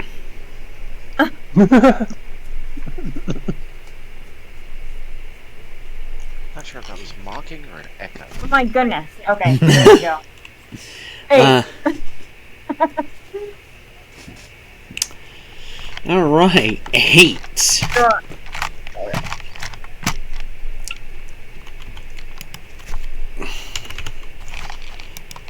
Funny number. Alright, yeah, again, it doesn't seem to be terribly effective. Its body is really tough. It's chitinous armor. You get a feel for it as you slash your talons across. And it is pretty damn thick. But you do manage to cut into that chitin a little bit. That would make it Captain Flower's turn, though. How far away is Frostbeak right now? Adjacent to you, Okay. since you're on the giant eagle. So since I lost, Mia, I'm gonna use Tasha's Caustic Brew. That is a saving throw, if I remember correctly. It is Dexterity 13. So a stream of acid emanates from you in a line 30 feet long and 5 feet wide in the direction you choose. Each creature in the line must succeed on a Dexterity saving throw or be covered in acid for the spell's duration, or until a creature uses its action to scrape or wash the acid off itself or another creature. A creature covered in the acid takes 2d4 acid damage at the start of each of its turns. What type of save? Dexterity, you said? Dexterity. Sorry, I missed Dexterity. it. Yeah, I think a 19 beats your save DC. Yes, unfortunately. Now, on the other hand, there are a bunch of things below, and the acid doesn't just disappear. It's gonna fall right over the party and the other penguins. Wait, God what damn does it, it look flowers. like as you spray this? Are you like vomiting this up? How are you doing that? Yeah. It's like the component is like a bit of rotten food, so he basically just of like the bad whatever meat he's currently getting. He's The tree meat. The tree meat. he ate a little bit of the tree meat, and he goes. It's just this whole thing of like stomach acid just like appears. Fuck. Well. He's I just guess like. So the acid was smell, see, everything.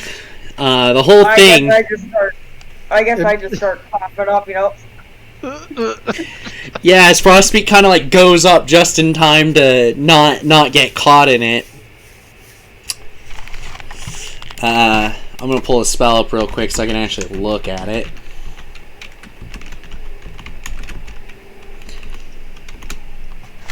Because there's no, like, half for a successful save, is there? No. It's gotta be a DC 13 and up. It's because there's no effect initially. There's only the after effect. Yep. Okay, yeah. It falls down, and it would be over several of the penguins down below, missing anyone in the party at least. But the penguins managed to kind of like dodge out of the way too. So there's just this line of acid that all of you can see in the snow. The white snow just has this line of like a dark, like rotten food green color bubbling in it. Told you altitude sickness is a bitch. And then it's concentration, so you can choose to end it whenever from this point, because that's a free action to just end it. Or you can just leave it melting the snow. I mean, it's a concentration of 1 minute, so as soon as Captain Flowers misses, he just stops. Alright. So it's like 5 seconds to just... And your movement is eaten up by Twilight moving. So you do have a bonus action.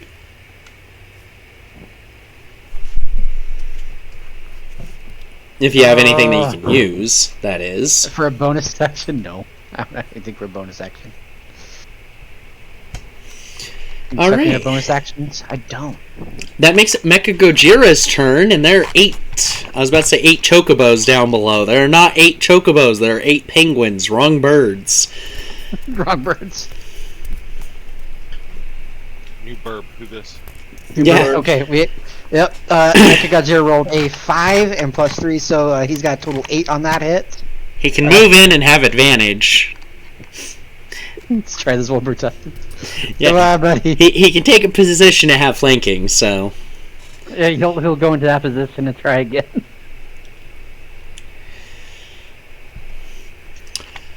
Oh, nat 20!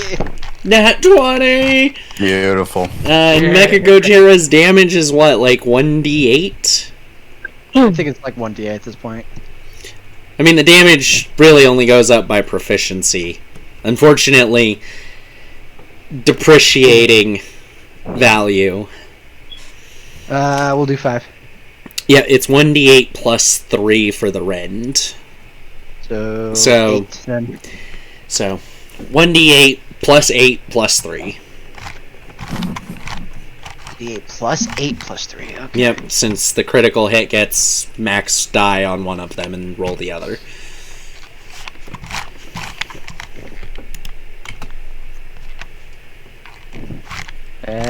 Total 12. Total 12. Total 12. Alright, you got that flanking. Mecha Gojira took that flanking with Tempest. Got that critical hit in. Bang, boom, pow. It has to make a massive damage save, which it fails, so let's go ahead and roll a d10 on the stream. How about Dylan does it this time? D10? Yep, d10. Until we have a full chat, you guys will be the chat. We are the chat. Chat! Team chat, go! Team chat, go! Get him, chat. I rolled a 10. He rolled a 10. Yeah. Oh, Mecha Gojira comes down and just rips an arm off of this thing, knocking it unconscious, its body shaking in shock, and then it just stops and slumps into the snow. Mecha Gojira becomes goofy again for just a brief moment. Careful, Disney be on our asses. I think they got enough to worry about. You're right. Disney might actually try to come after us. They might.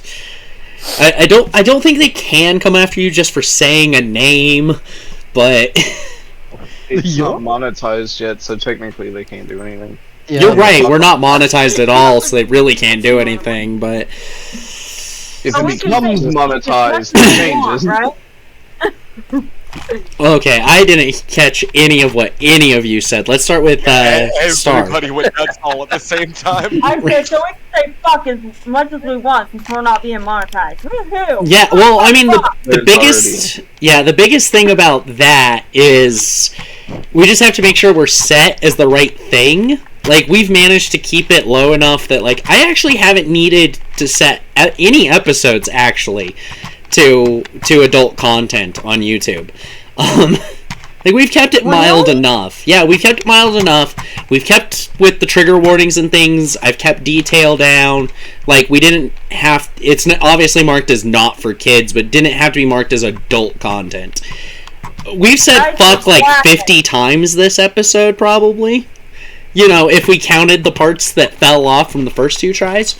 But yeah, on Twitch, I already have it, I marked it, because Twitch also doesn't penalize you for having adult content. Like, you're still visible to people with adult content on Twitch. You mean so we can actually have sex in this? No. Unfortunately, Twitch still has, like, anti-adult naughty time policies. We can say sex, we can say it's happening, but we can't detail it. Also, we're gonna upload the videos to YouTube, so don't go crazy on that. But cursing, whatever. I'll upload it to YouTube with the adult filter on. If you want to just say fuck, damn piss, ass, cock, I don't care. Just bitch it up all you want. Curse all you want. Yeah, guys, we need to get up. We need to step up our game here. Given that, like, every episode I plan on raiding over to someone else, and more than likely we're going to raid to an 18+ streamer anyways, we should probably just have an 18+ chat on Twitch. Let's just make it 18+ right now. Yay! The first 27 episodes were like teen, rated T for teen, but now if you can't, go out and buy cigarettes, do not watch our show. Speaking of which, I really want a cigarette right now. Keep it together. I don't have money. I don't have money for nicotine. Jeez. Anyways, it is Frostbeak's turn now, after Mecha Gojira and that very long distraction. And it's going to make its first attack.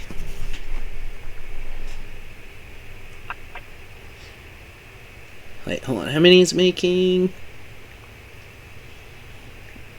It's making 3, so I'll just roll 3d20. And it's making them on the Giant Eagle. It rolled a 2, 3, and 4 naturally.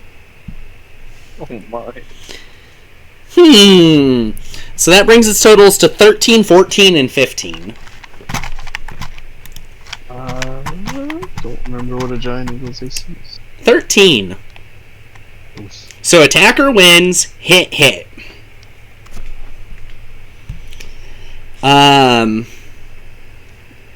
So 26 hit points as a Giant Eagle as you take 14 from a peck.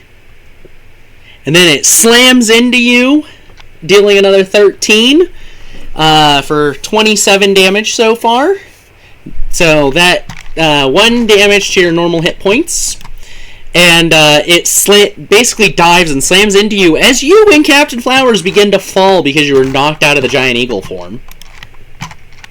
So I'm no longer a Giant Eagle and I'm falling to my death, right? You and Captain Flowers are both falling 60 feet currently, yes.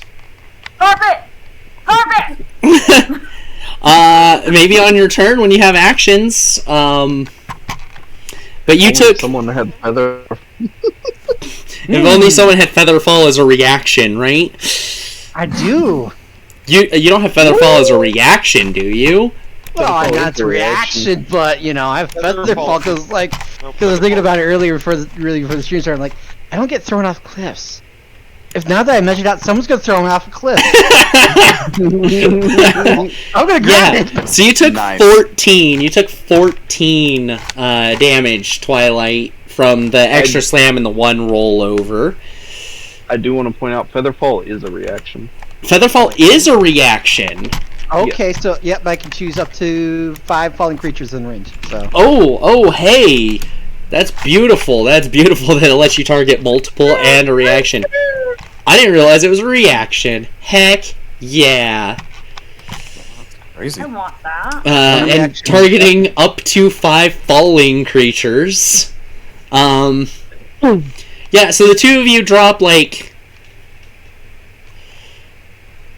Yeah, you drop 60 feet, but you do it slow enough that you don't hurt yourselves. You fall the full 60.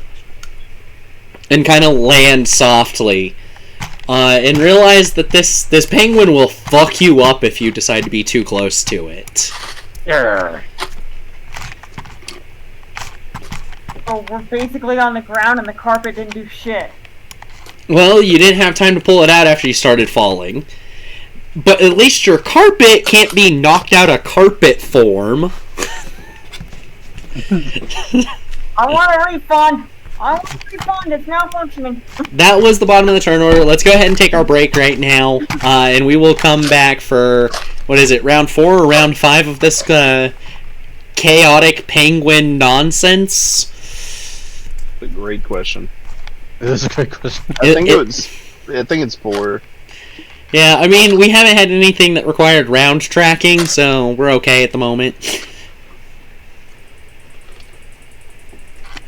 But yeah, we're gonna go ahead, take a break, change the stream over to our break setting, and we will be back at, what is that, 15 minutes from now is 7 to 12 after?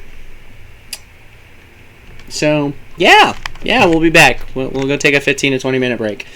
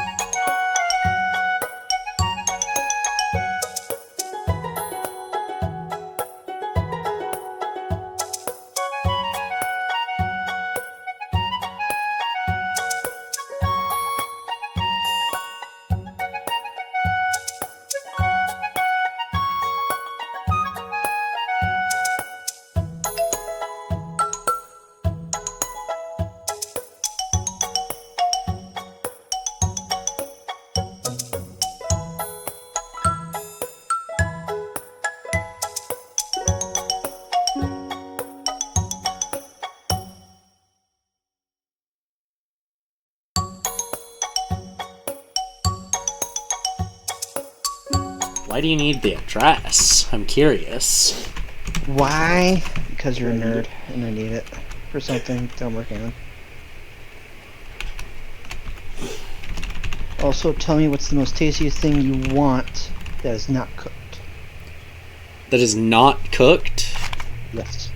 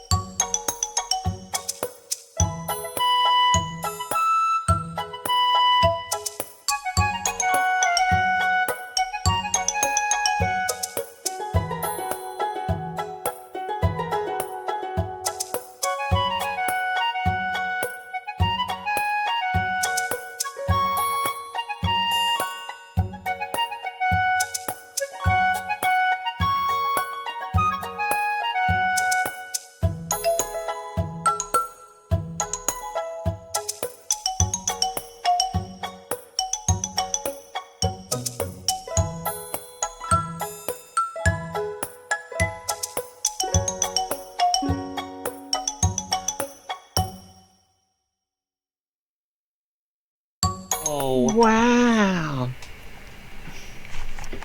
We're all here.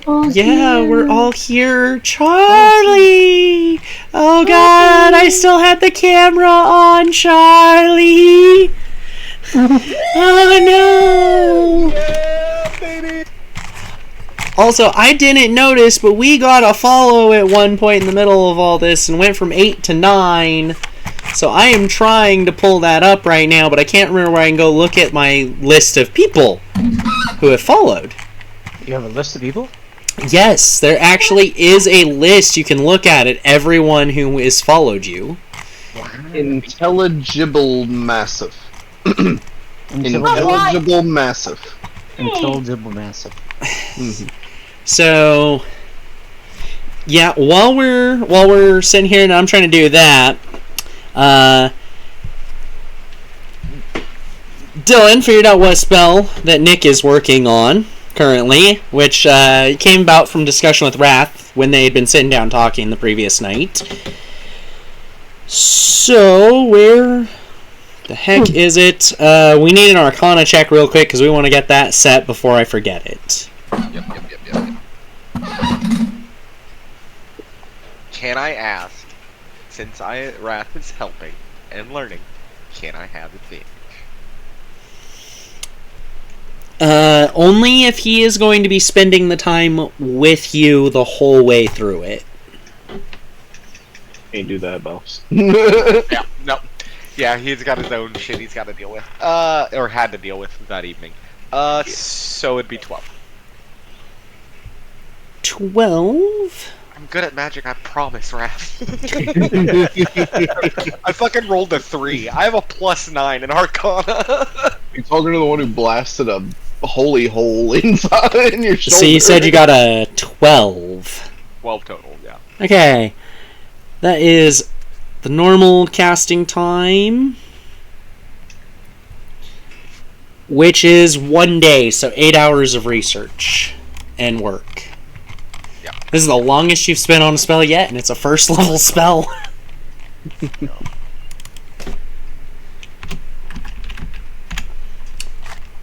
What is the name of this spell, though? I do not know yet. We'll have to think on that. I'll just put in a temporary name to remind me what the heck it does. And everyone watching, you get to wait until it's actually done before you get to find out what it is and what it does. I'm getting... God, I really need to... You know what? It's probably the button that says community. My community. Okay. Anyways, that's what you were saying. Intelligiblemessif. That's what you guys were saying. That was the name of the person. I am so sorry. My mouth barely produces, like, easy words. So I can't say your name, but thanks for the follow. That is awesome. Thank you. You're just throwing her underneath the bus.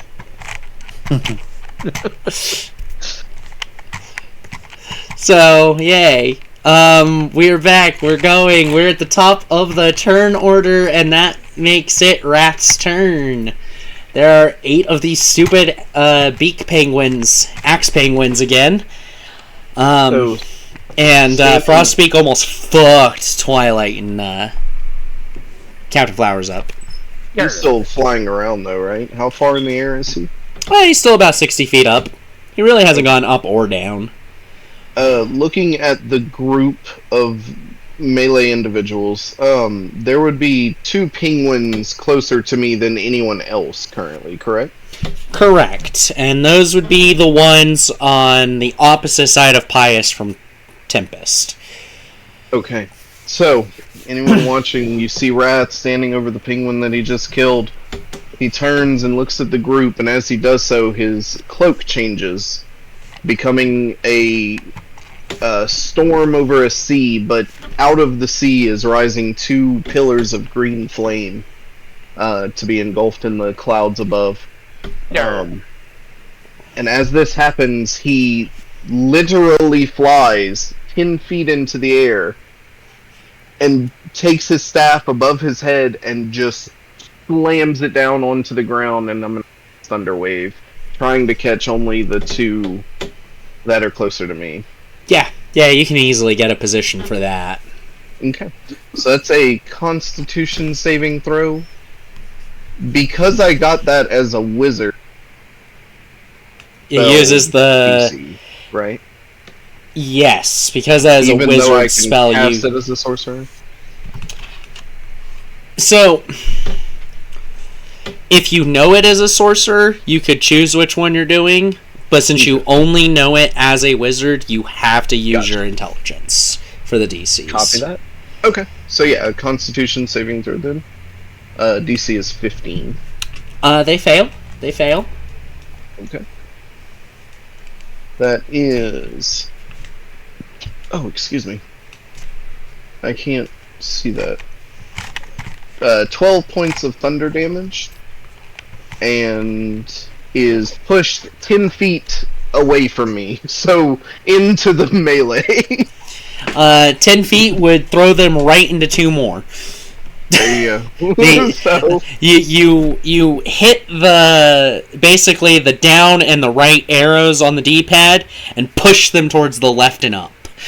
there you go. So yeah, Wrath just slams into them. That's my turn. They have to roll another save real quick. Okay. That they failed! Oh. So, let's roll, Tempest, go ahead and roll a d10 for me. That was quite the sound. I don't think I've ever heard you make that sound, and given that we literally lived in the back of a car together for years, that's impressive. Her inner fox is coming out. Oh no, the furries are coming. I don't like your attacks. I rolled a 9. A 9. Okay, they are fucked it up. Dead's a dead. They is dead, and their limp bodies are just basically launched through the air at the other 2. So the other 2 get to roll a strength save to avoid being knocked prone.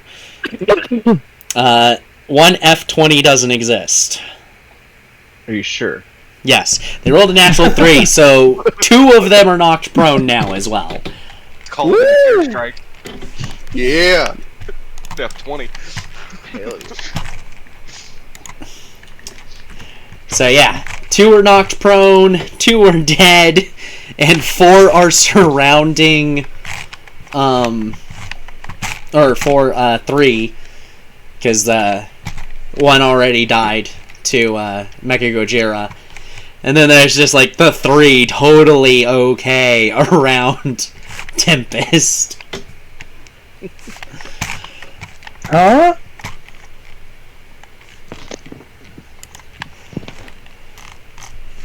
So, let's see, whose turn does that make it then? After Wrath is Pious.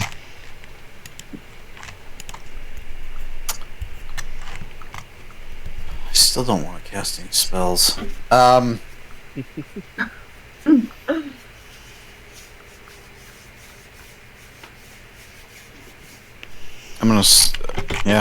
just gonna swing on one of them closest to me. Alright. Cut that chicken up good, boy. Yeah. So the best one you could do is the one that you have absolute flanking on with Tempest. So you have advantage. Okay. And now I hear myself echoing. Echo. I don't hear. Echo. It was very slight for only a couple of words. 26 hits. Yeah. Whoa, whoa. Get him, boo.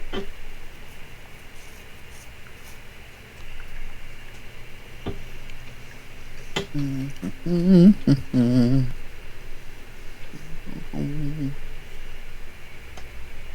14 damage. 14 damage.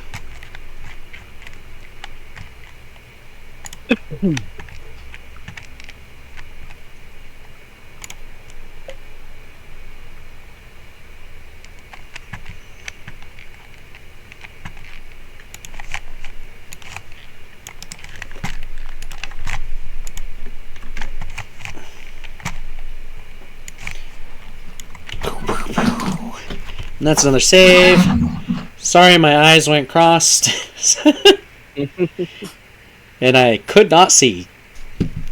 They passed that massive damage save, though, so it is still standing. Not for long. Get him, motherfucker.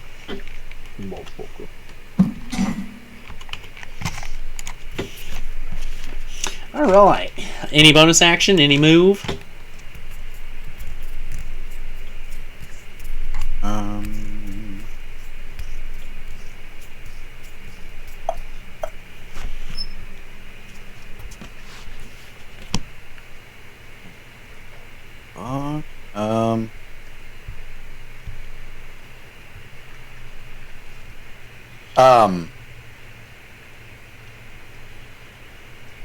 No.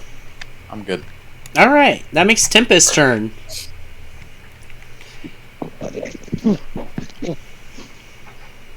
Okay, so you said there's still 2 on me. 3. 3. 3. Technically 4? Because it's the overlap one from Pius, which is prone currently. So you'd have advantage against that one, and you'd also have advantage with the one that Pius just hit that's standing between the two of you. Directly. Wait, okay. I need to get out of here, because I only have 13 HP. Spending a key point for disengage? Yep, I'm just gonna disengage hard while shouting, "Sorry, Pius." So you can take your action to make an attack with your scythe. Disengage is a bonus by spending a key point and running, or you can just action disengage and move. It's all about whether you want to take that strike or not. You spend a key point to take the strike. I want to strike that weak-ass one and then get out. Alright, roll to hit. Come on. Tempest needs blood. Blood! Yeah, and blood you shall have. Get it! Natural 20 or natural 18? 18. So close to a crit. You got that expanded crit range and you haven't crit with it yet. Your damage is... It's got 4 hit points, so... You're good as you key point out, using your wisdom to, make that difference there. And basically just kind of slash down into it to flip over it to the other side. And then move. Leaving quite the hole in its head. I have the biggest smile on my face right now. Even if I'm hurt. In a way, you decapitated it, I guess. You de-brained it, at least. Gotta change it up once in a while. Alright, that would make it the Axe Pink's turns. All 4 of them are going to attempt to go after Tempest because she is the most beat up, and they just watched what the heck you did to one of them. So they are going after you, and I got to actually go back to the dice roll and roll that attack. I'm going to break them into... Well, actually, Pius, you can make an opportunity attack first. Bet. Just in case you get a crit big enough to take one down.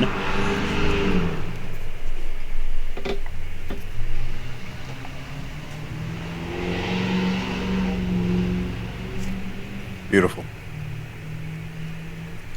Alright, yeah, roll the damage.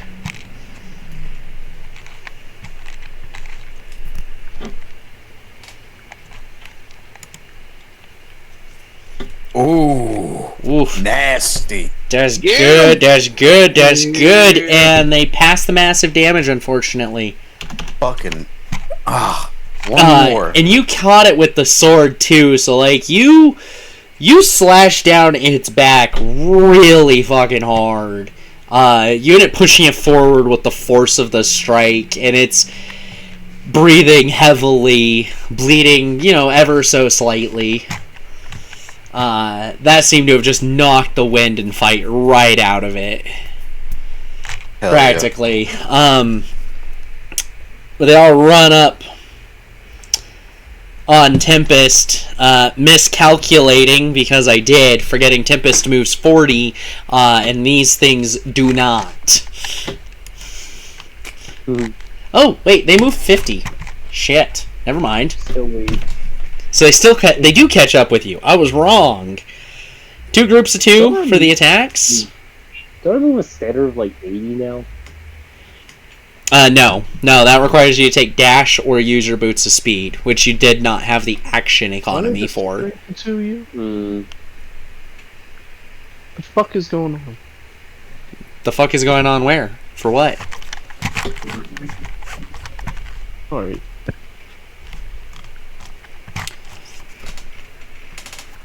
I didn't roll with advantage on the second one.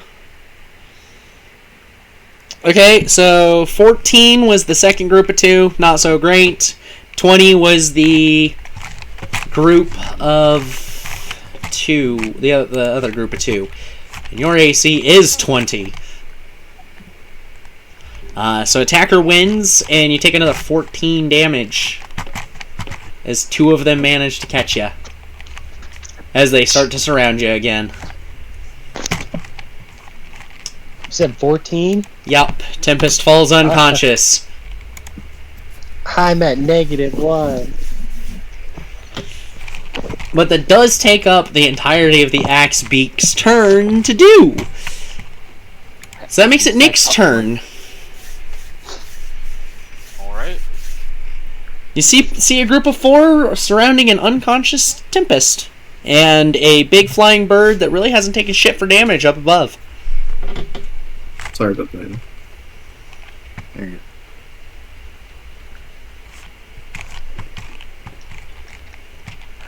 I got options. go. You do what you need to do, Nick. I will take care of Tempest. Okay. How high up? If I move to where I'm directly under Frostbeak, how high up are they? Because you said they were flying. 60 feet, and you would currently have to take your 30-foot move and your Starlight Step to finish the gap, to get directly underneath them. They're 60 feet up of the ground.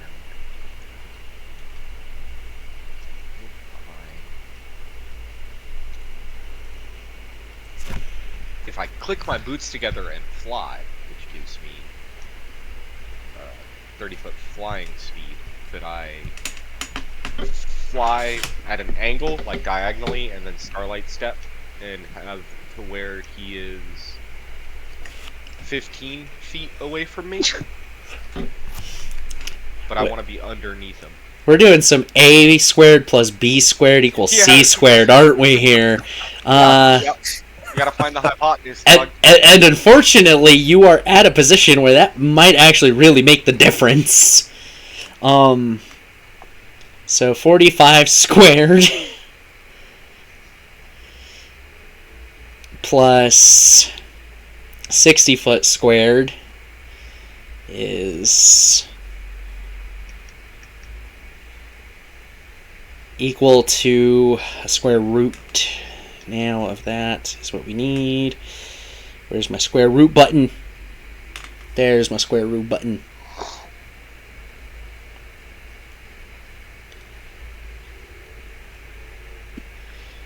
Uh, 76.97 feet, so 75.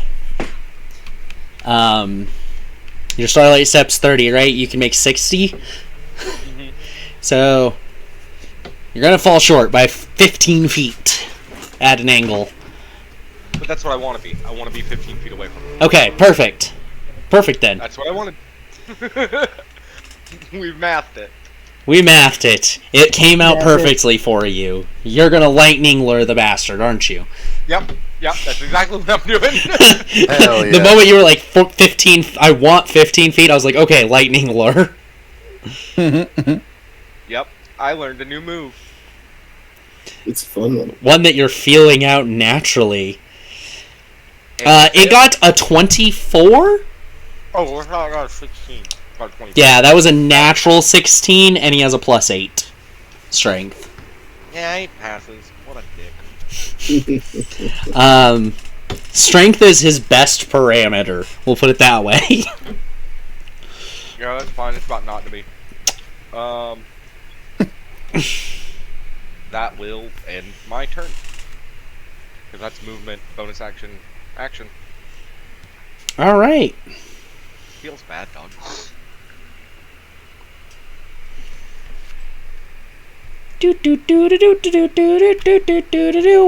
I'm not looking at the right screen at all. I was looking at my phone, and I need to look at the computer. Yes, it is your turn. Are giant penguins humanoid? Alright. No, they are not. They are beast type. Yeah. Wait. No. Did I choose to keep them beast? Yes. Yes, these ones are not overly mutated. They're still beast.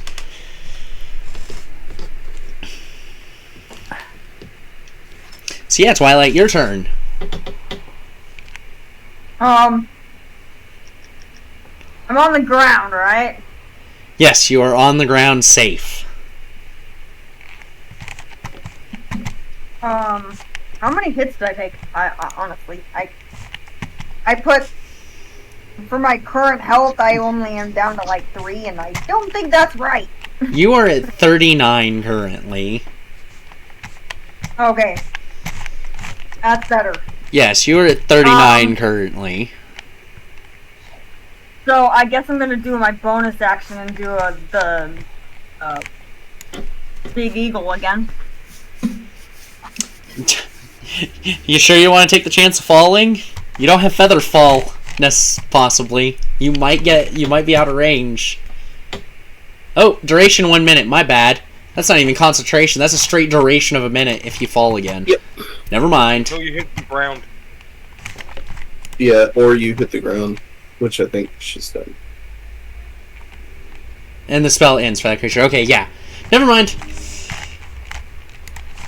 Yeah. Yeah, you can choose to do it, but you get knocked out, you might just fall to the ground. Captain Flowers is what saved you, and you know that it was Captain Flowers that saved you last time.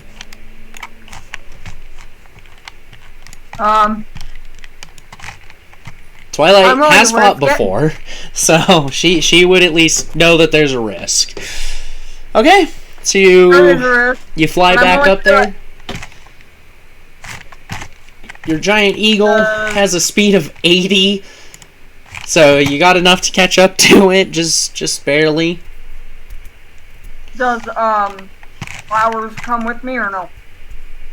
If you're gonna shout, "Do you want to go?" he can answer you yes or no. Do you want to go, Flowers? And then you see her transform into a bird again. So what was the response, Captain Flowers? Let's do it again. All right. Let's do it again. Come on, bro. We got Holding the action to fly, then to move, then. So holding my action. Yeah. Well, you're holding your move. So You're not gonna get an attack when you get up there because you can only hold one action, or you have to hold your whole turn. You did something, so you can only hold the one action, which is to move. Once Captain Flowers gets on your back. No. I can't bring out the carpet. Damn. Alright. You can't bring out the carpet anyways. All your items merge with you when you turn into an animal. Right. Alright. Also, you're a bird. What are you going to do with the carpet? Exactly. It's gonna fly underneath me so it catches our fall. I mean, at that point, it would be better to just fly up with the carpet. And just at the slower pace. But it's so slow. We'll find. Yeah. We're good. Let's just do this. Yeah, you're in a moment where you're trying to have your cake and eat it too. Like, it's just not gonna work because you can't literally do both at the same time. Got it. Like you got to think about that. You have 6 seconds to do things. How much can you really do in 6 seconds? That is what a turn is 6 seconds. Okay. So you get very limited, and especially if you delay yourself to wait for someone else, that's even less time you have. All right. So, Captain Flowers, your turn. I know I dropped Mia. Do I see where she's at? Real quick? You can take the dash action, get to Mia, get back over and jump on Twilight. Okay, I will use the dash action then. Yep.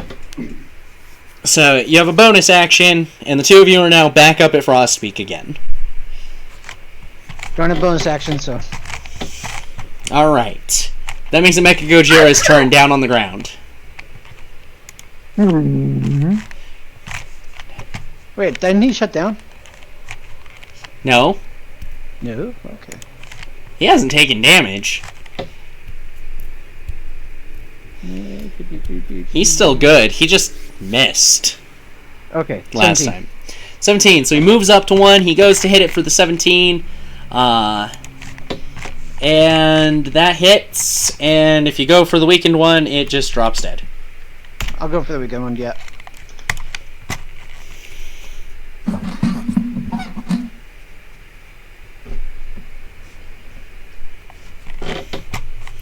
Okay. Still dead. It had 1 hit point. It's still dead. You literally could not avoid taking it down. Okay. After Mecha Gojira is Frostpeak, who is not exactly happy about being pestered by 2 of you now. You recognize me, don't you, bird? And so it's going to roll all 3 of its attacks at the giant bird again. Its lowest one is a 16, so it's going to hit the AC. It does the same thing it did last time then. 1 rollover damage, and then 1 last slam, which is another 13, so another 14 damage to Twilight. To Twilight's health. Luckily, we're still on the ground, so we're good. I mean, you're up in the air. Captain Flowers jumped on you. Your held action to fly was when he jumped on you. Okay, alright. That's why the bird could hit you with its body, is because you were in the air next to it. Okay. But that's another 14 damage, bringing you down to 25. Captain Flowers, are you going to feather fall, or are you going to let both of you take 66 damage falling? We're falling right now. Yes, you're falling again. You got up there just to get hit again. Yep, feather fall again.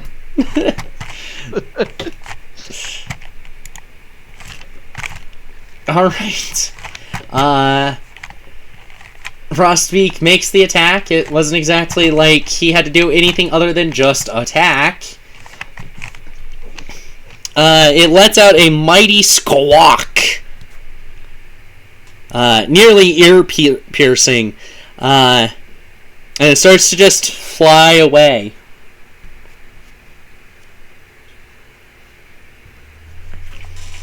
It only makes it 45 feet, though, so... that would make it the top of the turn order for Wrath again.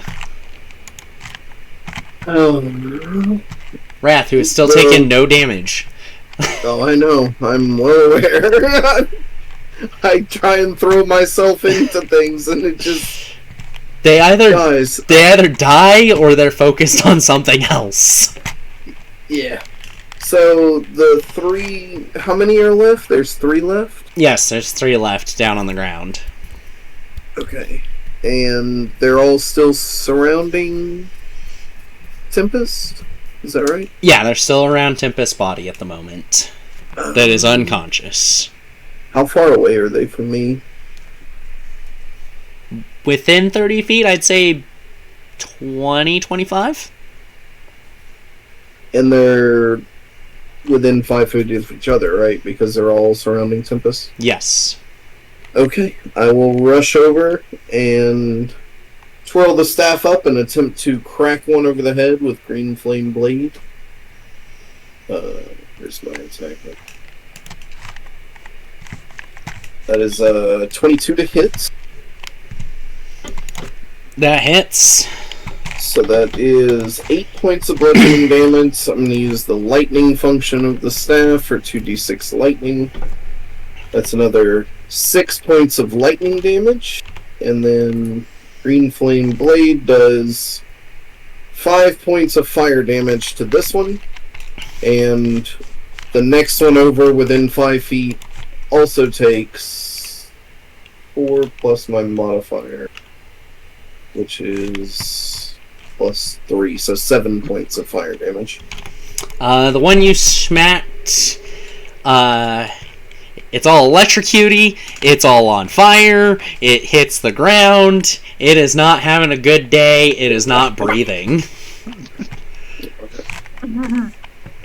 That is my turn. Alright, Pius's turn. How close is Tempest to me? She would have moved 40 feet and was already like 5 away, so 45? Okay, I'll move towards her. 30 feet. Alright, you're 15 feet away from her. Pius clenches his right fist, and from his elbow to his forearm, or to his fingertips, turns spectral. And then he reaches into his chest and pulls out this green essence. And you can see him kind of wince and tense up. And then he shoots a beam of healing energy at Tempest, and he casts Life Transference. The way you described that, I was hoping you were going to say life transference. That's fucking sick. You was something? Yeah, what did you say, Jeff? I was hoping he was going to say life transference based on how he said it. Yep. Guilty. So I take 21 points of necrotic damage, and Tempest heals for 42. Jesus. So 42 to Tempest in heals, and 21 damage to Pius. Alright. You both have 42 health. How impressive. I will not let my friends go down. What happened? Why do I taste metal? That is a side effect. You feel slightly stiff, too. What a You're rush. by the way.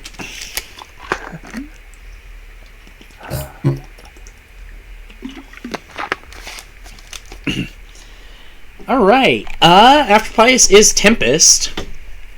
You're looking up at 3 of them. Or 2 of them, not 3 of them. Personal space would be appreciated. Okay. I'm on the ground right now. Yes. Since I'm already down there, can I go swinging for the legs? Those stubby little legs? Yeah, you can just swing at them. Nice normal attack. Okay, are penguins just blobs with feet? Like, are there even legs? Yes. Owls are an interesting one. They're a more extreme version of this, but basically you can lift their fluff and feathers and all of that up, and they actually have like legs underneath that. For days. Yeah, like penguins do have some amount. Owls have way more, to my understanding. I could be wrong about that one. I haven't done steady research in it. No, just regular hit. Okay. 17 to hit with 14 damage. Yup, that does it. Yeet. So that one that had the green fire hit it, and it kind of like patted itself out real quick to make sure the fire didn't catch, and then it just gone at the ankles. Drops to the ground with a soft squirr. That leaves a whopping 1 of them there. Ooh. Oh, you know what? It's just in time for the Axe Beak's turn. What? It's the Axebeak's turn after you, but are you standing up after you attack? No, I was actually gonna try to just throw one kick at the groin or something. Okay. Go ahead and throw your one unarmed strike. You have stunning strike yet? Kick him in the nads. Nah, only 2 levels monk. Oh.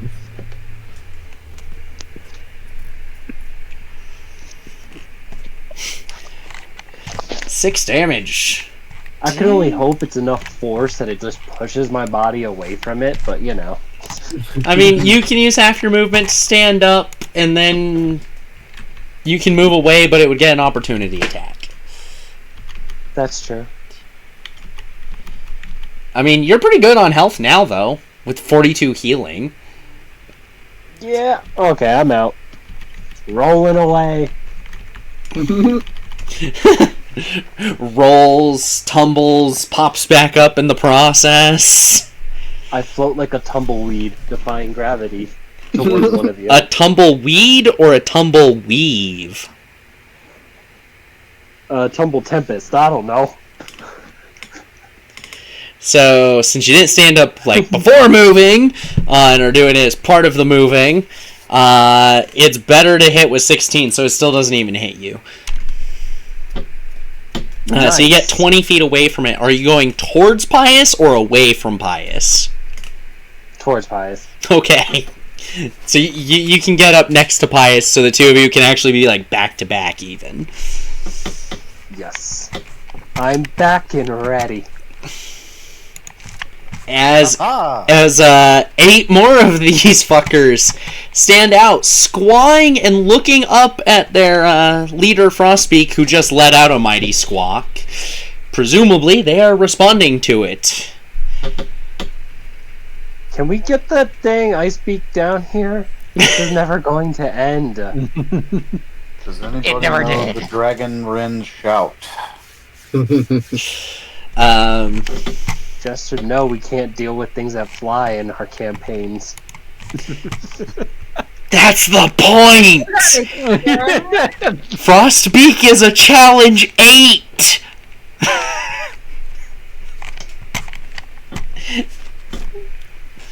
Well, fuck.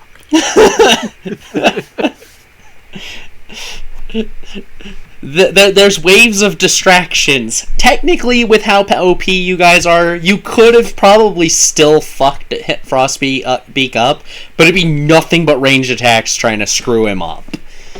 Pretty much. Did he get away? He's not away yet. He's only 45 feet away from you currently. Yeah. Still got time. Still got some time. Still going for the takedown. But 8 more have appeared to come at everyone down below.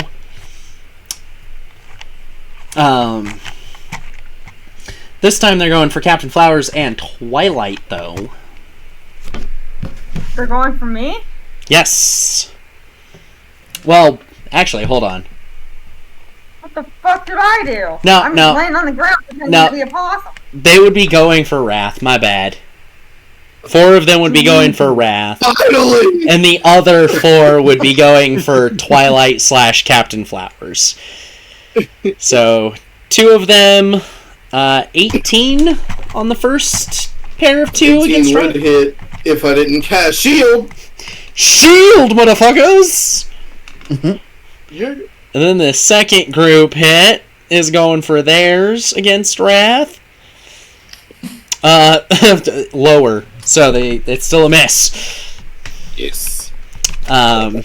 This is the other reason Wrath never takes damage.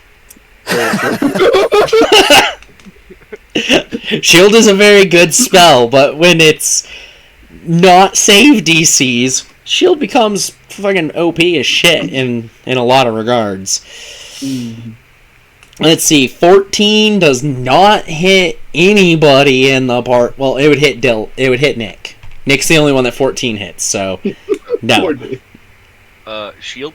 Okay, you're right. God damn it. 14 hits nobody in the party. Because Mecha Gojira has... Oh, you know what? No. the pseudo dragon. 14 hits the pseudo dragon. Yeah. If any of these survive to the next turn, they're going after the pseudo dragon instead. Oh, Raph will fucking blow up. And the other half will go for the cat. Not really. Oh, I'd be pissed if you said that shit. Right. And the last one misses too. They are trying so hard, but the only ones who actually would have made a hit, there's just this reactive moment that just poof, and the four of them going for Wrath just kind of bounce off of the shield. So that would be Nick's turn next. Okay. How many hits do I take? None. They missed. Oh, They okay. tried, but they missed. How far away am I from Frostbeak? So you were 15. We add 45, 60. 60 feet away. He's 60 feet away from me right now? Yep. Did he fly up more? Nope. He just flew horizontally. You stupid penguin, go higher. I'm gonna cast Hold Monster. Hold monster. Alright, this is a wisdom save, isn't it? Yup. Wisdom saving throw.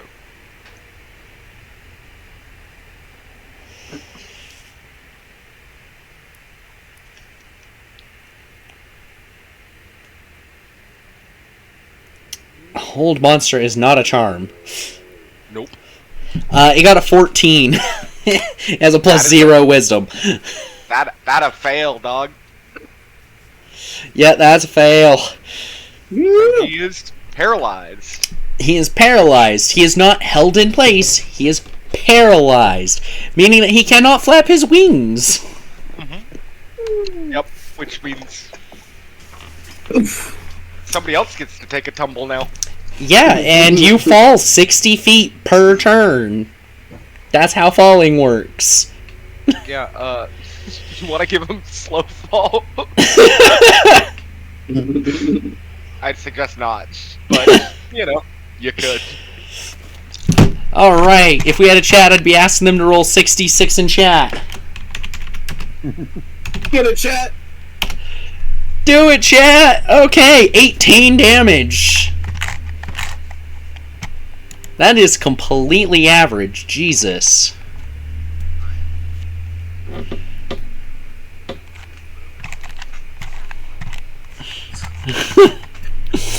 I am offended that this thing didn't take more damage when it fell.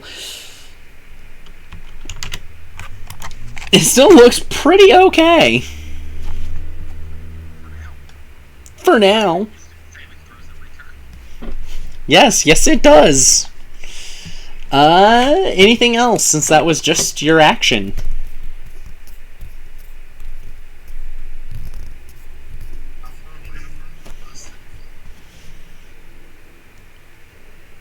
About 20 feet away from Pius and Tempest, which would be about, 30 feet from the rest of you down below.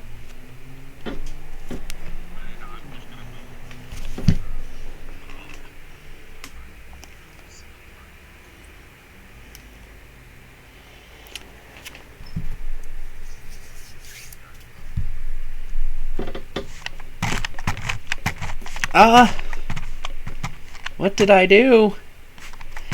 Man, this stream is so jacked up. I'm gonna have to figure out a different button setup to keep it looking nice. Button setup. Yeah, that's all I got for right now.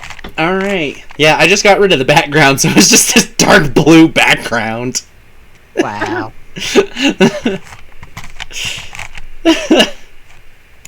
It still had the overlay. It just didn't have, the rotating stats. Wow. Wow. And there's no music, and there's no sound effects. I mean, there's never music and sound effects. That's just way too much for my computer to control.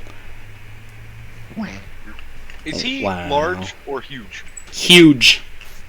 He stands about 19 feet tall. 19, 20 feet tall. Alright. And he's a good, 5 fucking feet wide, not 5, like 6, 7 feet wide, too. Yeah, Well, at least he could be on my 600-pound life. And then Cinnamon Toast Ken would react to him. Do you have a Cinnamon Toast Ken? huge can still be prone though, right? Oh yeah, every size can be prone. It's about the type of body and that sort of thing more than anything. I thought it might be a 3.5 rule that I'm thinking of again, where like huge or gargantuan can't be prone. Probably not knocked. It's not that they can't be prone, it's just that certain size category differences would make it impossible.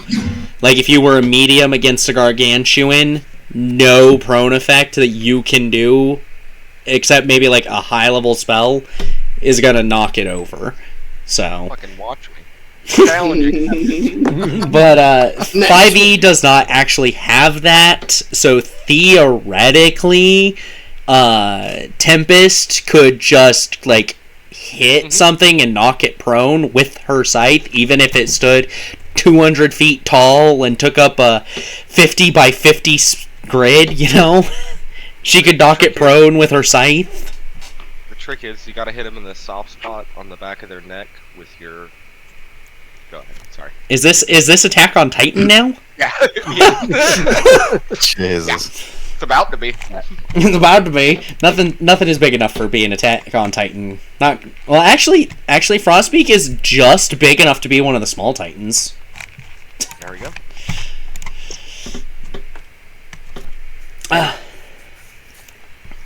All right. After Nick would be Twilight's turn then. So, the boss penguin, right? He's about 25 feet away from me. 30. Turning into a big eagle. You're out of wild shapes. You only get 2 per rest. Ah. Alright. You can't turn into a hawk either. Sorry, it sounded like you Thank said you. hawk. No, I Hawk said Tao.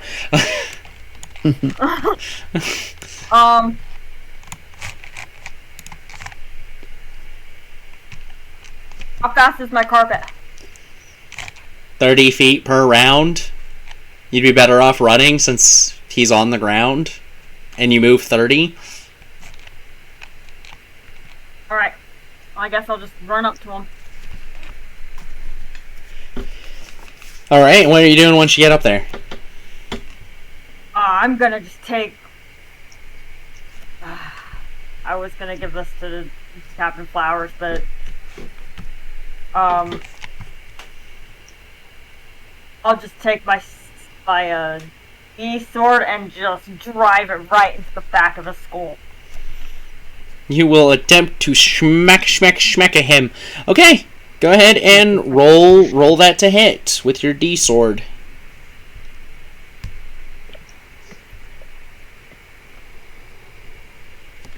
I think it's 9, right? Or is it 8? Combat actions page. Yep, +9.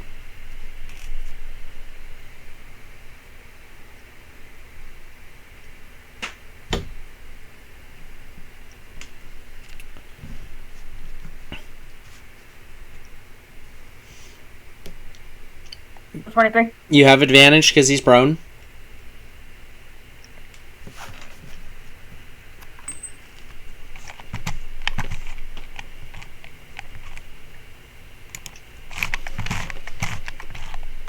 I got doubles. Woo! Double 14. That's Okay. not doubles. Woo! Yeah, that hits. So go ahead, roll your 1d6 plus 6 damage. Yeah, 1d6 plus 6. Sorry. So that's 10. Roll it. No? Okay. Your plus 6 doesn't change, so you already rolled the d6. That's what matters. Okay.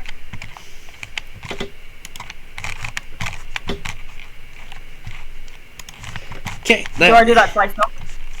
You can make a bonus action offhand attack now. Yes? So, with the other end of the sword, I'm gonna drive it again.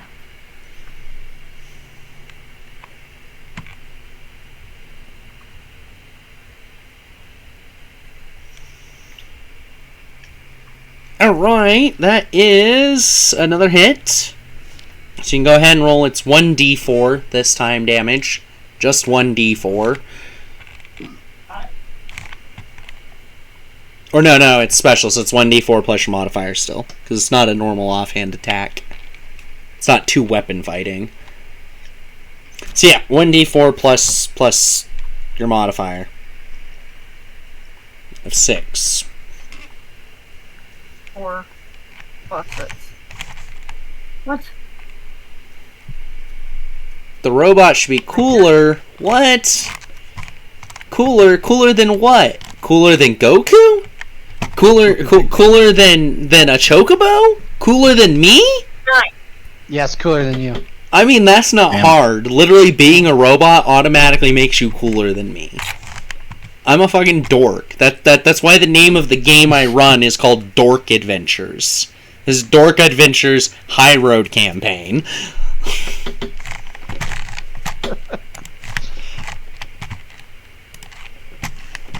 Alright, 9 more damage. Okay, he's not... I mean, he's looking pretty much okay.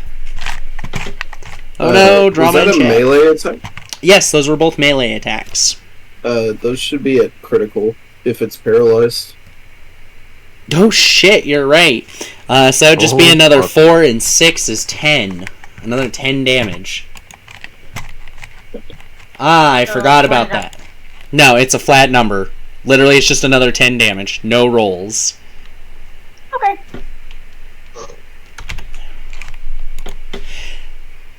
Okay. It still looks okay, though. Still looks fine. For now. For now. For now. After Twilight is Captain Flowers. Why are y'all mocking me? I'm on your side. We're on the same team. Wait, you guys have teams? We're on teams? Yeah, we're in. Did you not get my TeamSpeak invite? No. What you doing, Captain Flowers? How far away is the nearest penguin to me? Nearest penguin to you is like 10 feet. Yeah, I'm attacking that sucker with both Mama and Mia. Mama and Mia. Mama Mia, Mama Mia. Yeah, how far away is Australia from me? What'd we get to roll with Mama? Mama gets 18. 18 hits. Roll that 1d6 plus mod damage. 10. 10. Okay. That penguin's not looking so good and has to roll a con save for massive damage. It failed! Someone roll 1d10 in chat. Whoever I see first gets it. What would straight have? Roll it. Oh, there you go. 8. Hooray! Oh yeah, it is not doing good. He's unconscious. He's fall to ground.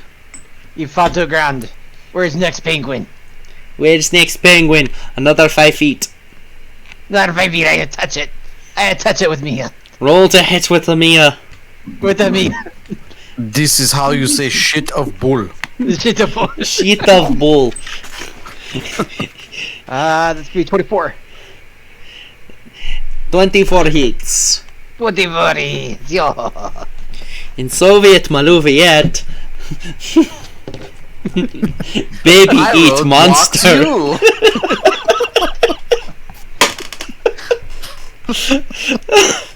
Somebody clip that.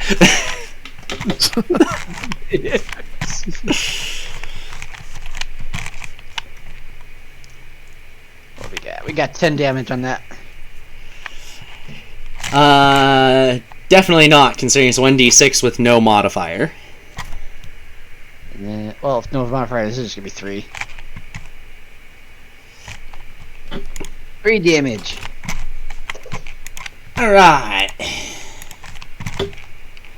That makes it make your Gojira's turn.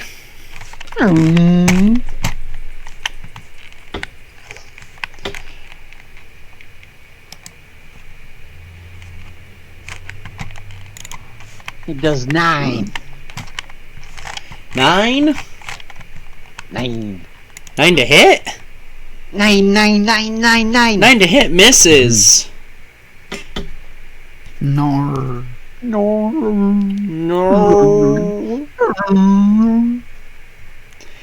Okay. Well, after Mecha Gojira comes Frostbeak.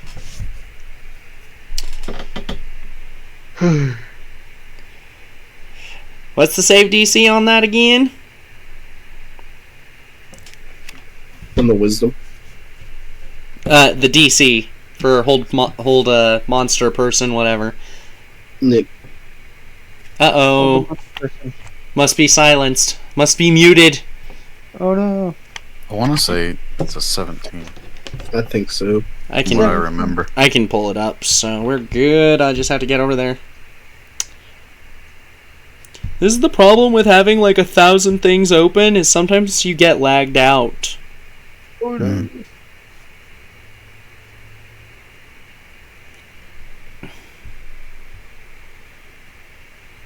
Come on, spells tab, open.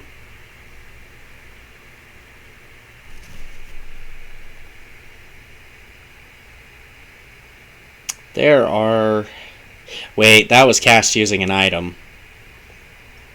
Yeah, I That's think something it's a totally different. 17 because it's his staff of power. Yeah, and I think the staff of power is a 17 too.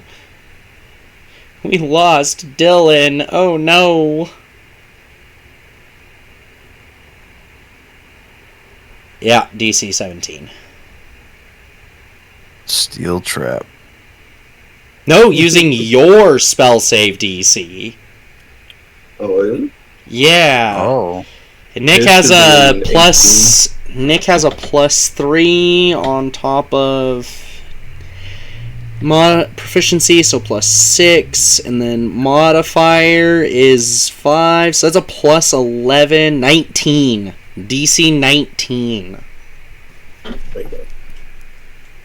Oh, because of the items. No. Yeah, Nick has a whole lot of bonuses. Hmm. Well, it's 18. Ooh, whoa. Actually, hold on. Let me double check the... It's 8 plus intelligence modifier plus proficiency. So, Staff of Power plus... Staff of Power does not increase... Wait, Staff of Power is... saving throws, not saving throw DC. I think he has a wand of the War Mage. Yes, the +3. That's how I got to 19. 3 plus 3 for proficiency. Well, no, that'd be 20 then. Because... No. 8 plus 6 is That would 14, be plus 19, 5 yeah, is right. 19, yeah. I was like, hold on, did I really just mess that one up? What are we trying to figure out? Your spell save DC For which one? for the Staff of Power, which uses your spell DC, I just read. Yeah. So, 19? It's 17. Well, something's not reading right then. It should be higher, right? Yeah, you have a Yeah, +3 wand of the Mage. War Yeah, Mage. yeah.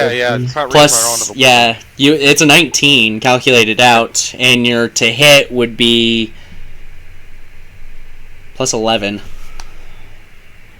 which I didn't get that marked correctly in things here in your Rollgate sheet. Rollgates, all your spell stuff needs adjusted right now, like bad. 8 plus proficiency plus intelligence plus... Anyways, that means it has to roll a natural 19 to get out of this. Well, it has to roll a natural 20. My bad, because it has to beat it. Mhm. So it fails. Frostbeak is still down.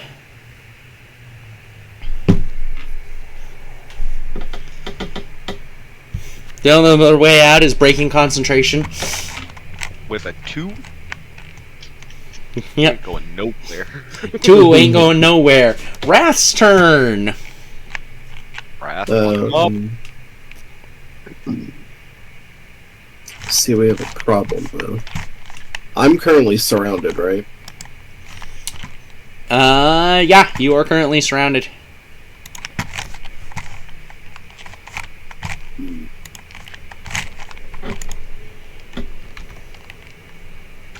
Okay. Wrath is going to look at everyone around and just look at Pius and say, "Get everyone over there, I can..." And He's gonna what? Sorry, you cut out there. he's going to... No, he's going to cast Green Flame Blade and start trying to wall up them. Okay. So, it's a... Oh, no. That's a 10 to hit. I don't have advantage for anything, right? No, you do not. You actually missed finally. I did. So... Someone finally missed on the 11 AC. I don't have any sorcery points left, so that is my turn. Alright. After Wrath comes Pius. Pius, hurry up and come. Oh no! Come on! Too much pressure now. Too much pressure Can I to walk perform. It doesn't matter how beautiful she is. When there's too much pressure, I just can't.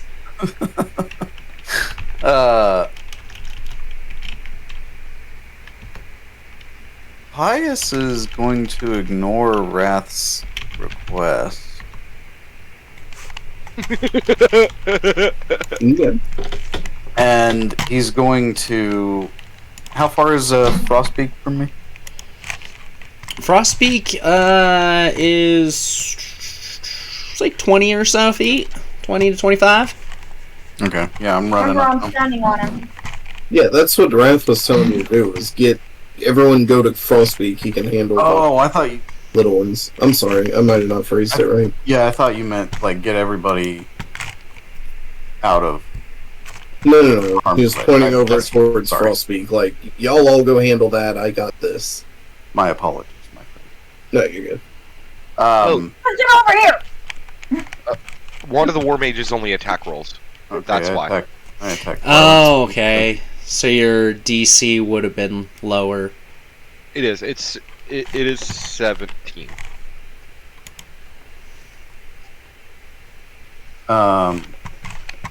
Yeah, I'm gonna attack Mr. Frosty. Mr. Big Shit. Yeah, Mr. Fig shit. Okay, you have advantage to hit. he's about to be a big old pile of shit after we're done with him. Yep. It's gonna be nuts. Am have a I feeling- gonna take a hit here? Yeah, No. there it is. Why would you take a hit from Pius attacking Frostpeak? Because I'm on top of Frostbeat. He is much bigger than you. Yeah, you're not literally standing on him. Okay. He's not a carpet. Well, use a halfling. You're probably like the size of one of his toes. No, she's Yeah. human sized. She's 5'5". Oh, okay. Still. Yeah, Pius is just going to... He's not going to slash with it. He's going to shove that blade in his side. Well, if you're doing an aimed attack... You're not really doing an aimed attack. It's pretty much just his side no matter what. Yeah, he's pretty big, so... 25, You know. 25, and it's an automatic crit. Yep. Alright. So max 1 die, roll 1 die, and then add your modifier.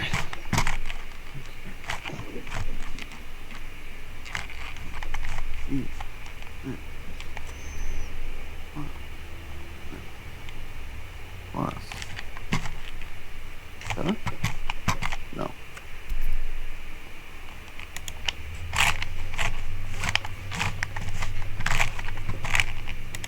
It'll be 3d6 plus 6 plus 7, right?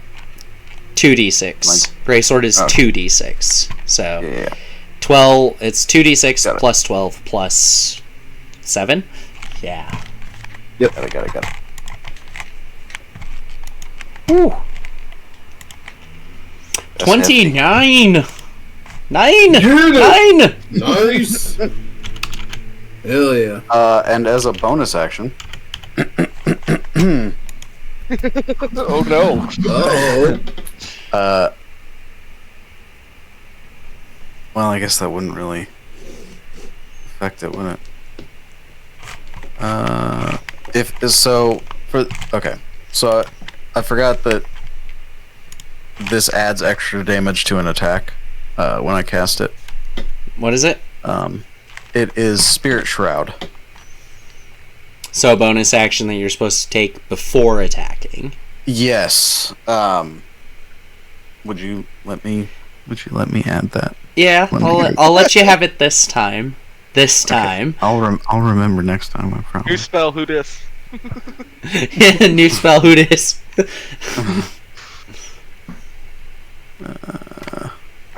I'm so excited for my turn. Okay, so that's 33 damage. And I'm choosing necrotic damage for that. I can choose between radiant, necrotic, or cold, which I'm not using cold. That would be pretty stupid. You're using necrotic? Yes. And he cannot. So that it was 4 necrotic damage then, right? Yes. Okay. And he cannot regain hit points until the start of my next turn. He takes no damage from it. You see it just kind of do nothing to him. Oh. Well, fuck. Immune to necrotic. Whoa. Well, I got one more other to try. For next time. Yeah, like, we haven't hit him with necrotic this whole time, so there's the big reveal. He's immune. Damn it. Good to know, though. What if he's vulnerable to frost? Oh god, it'd be like Moog, the Lord of Blood, is not immune to bleed damage. Well, Moog is not only not immune, is weak to it. It's like his lowest fucking Right. resistance. You mow through him with it. Yeah, like, what the fuck? He was the easiest boss in Elden Ring for me because I ran a bleed build. Oh, yeah. I He probably I went down used like a sack of Tates. Oh yeah, because I used dual wielding grossmessers even. Oh, fuck. Okay. They were both blood. I just he was done. He was done. Yeah. Probably staggered him into oblivion, too. Oh yeah, I did. Anyways, yeah, you get that Alright, off and you notice he's immune to the necrotic side of it. It just doesn't do anything. Okay. Cool. That would make it Tempest's turn. Finally. All right. I mean, well, we're all putting our focus on this thing, right? Pretty yeah. much. Hell yeah! I want to jump in on this full force. Fuck. All of us that are in our characters' heads, they keep picturing the Office Space movie with the fax machine. Just beating the absolute fuck out of this thing. Any advantage rolls? Yes, you have advantage because he's prone. Even if he weren't, he's still paralyzed. Ooh, get out for advantage. Well, 21 hits, so you have an automatic critical, so it's 2d6 plus 12 plus 7. So, Plus 12 plus 7? yeah, so plus 20, or plus 19. Jeez. 2d6 plus 19, yeah. Oh, hey, a 6 and a 3. Finally, the d6 is not hating you. 28 damage. These crits are what's getting him right now. Hold Monster is just messing him up. Yeah, hell of a call there. Right. The story, it's changing from what I expected. Oh no, whatever will I do? Punish us later.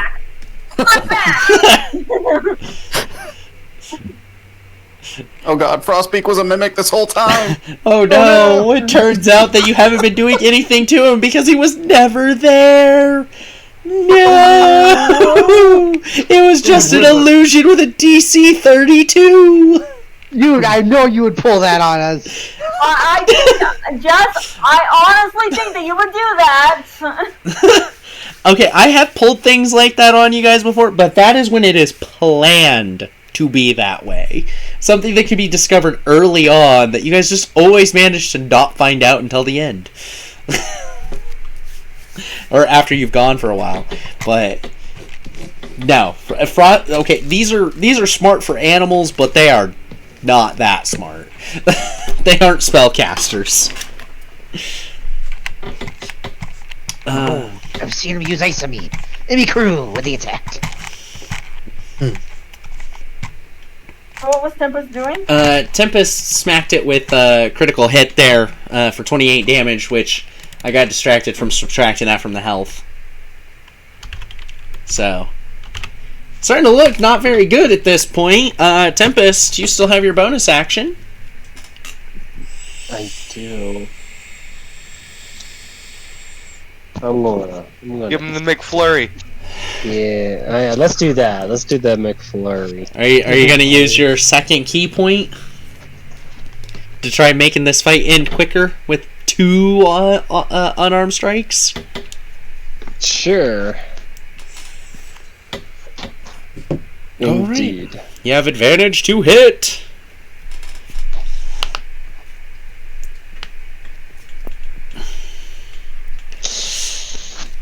Ooh. Ugh! You punch it, and you realize you did not hit it hard enough given how tough this chitin is, and your first punch does nothing. God damn. We're cooking this, right? You have another advantage to hit.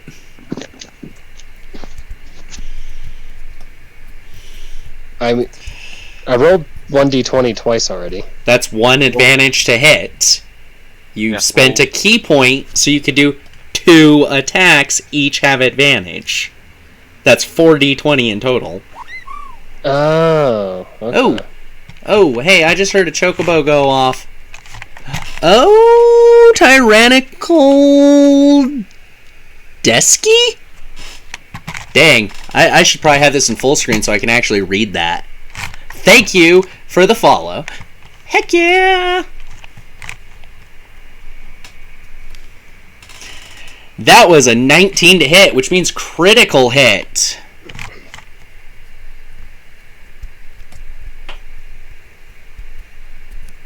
Yay. Oh no!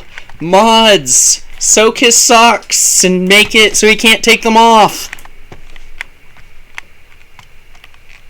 No spam or attempted sales in chat.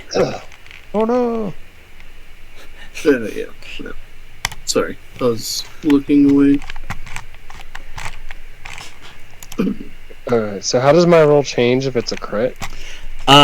So critical hit is so what you did 2d6 plus 12 plus 7. That's what it is.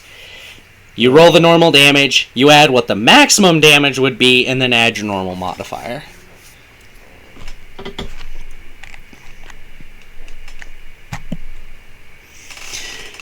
$24 damage this time.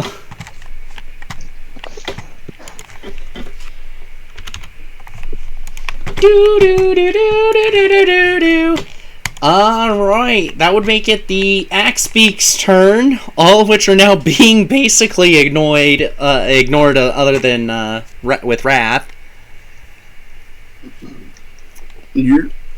So, Wrath, you get 1 opportunity attack.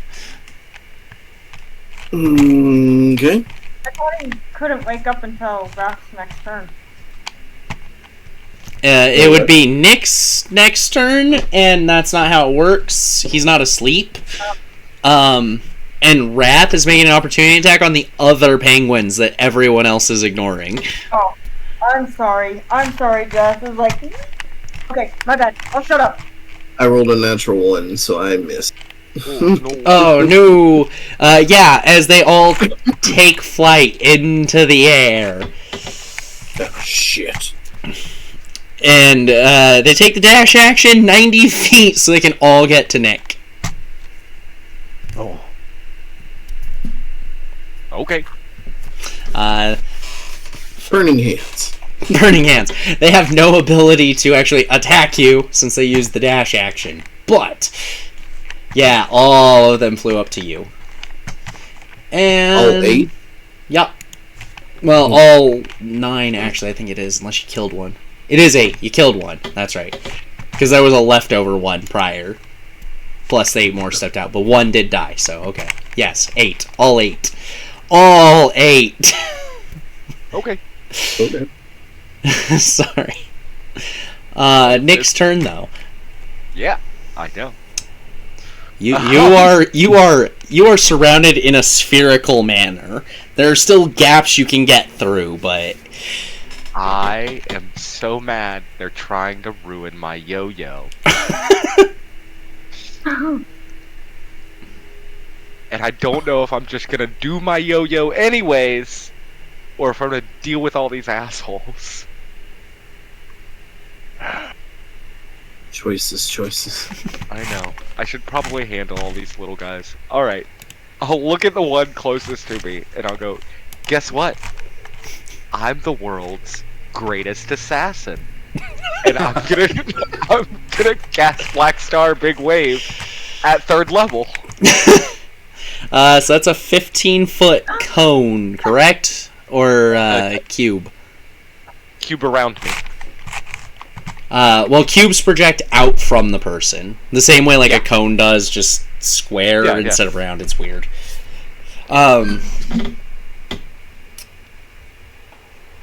Okay, yeah, I was just having to think over that. Okay, it would only catch the one, just the way it spreads outward. So I'm surrounded by 8 of them, but it only would catch 1? They're on different sides. They're around you in a sphere type pattern. Yeah, but it comes out of me. Like, it's Thunderclap. It's what it's based off of. So it should come from me and go around me, right? Hold on, because you said cube, and that's not how cubes work. Cubes project like a cone does. That's how a cube works. But it centers on myself. I cast Black Star Big Wave on myself. But if it projects from you like a cone, it goes forward from one space. Not out all directions. It goes one direction if it's a cube. That doesn't make sense, a cube. Okay, it's self 5-foot radius. It's not a cube at all. That's why I was asking is a cube, and you said cube. That's why I went to go check it. It's got it labeled as cube, but that doesn't... I just based it off of... Self 5-foot radius is a thunderclap. Yeah, I know. Thunder Wave is the cube. Thunder Wave. And that I'm looking does up the go wrong forward one. in front of you. Yeah, that's how a cube works. It projects from you the same way a cone breath weapon does. It's just square instead of round. Cubes create a fuller projection in front of you. Cube is the dumbest frickin' thing. But yeah, cubes project out in front of you. Most people play them that it's essentially a sphere centered on yourself. But that's not actually what it is. It is the dumbest fucking projection. Yeah, I wanted it to be a sphere centered on myself. I have a feeling that all the spells that are cube right now are going to turn into emanation for their area of effect in 2024. Emanation being new. Yeah. And that is centered on yourself going out all directions. That's emanating. Yeah. I have a feeling that's what's going to happen because everyone really hates how cubes work. Yeah. It's great when there's a bunch of things in front of you, but... So I wanted this spell to be a 15-foot radius around me. Okay. If that was the... Actually, that's literally how the spell... The name, Black Star Big Wave. Duh. Yeah. That's how we played it earlier, too. I just didn't realize it was originally cube. Okay, it is self-radius, then. Because we've already played it that way, and that was the intent of how you were doing it. Oh, the spell. Yeah. So Constitution saves 17. We were playing with a rule that wasn't fully understood, and the way you were creating a new spell, so that creates some weirdness. They failed. Okay. But that is every single one of them, because they're all within 5 feet of you. For an emanation. 22 points of damage. And they are blind. Penguins? What penguins? Evaporated. I said blind. I meant evaporated.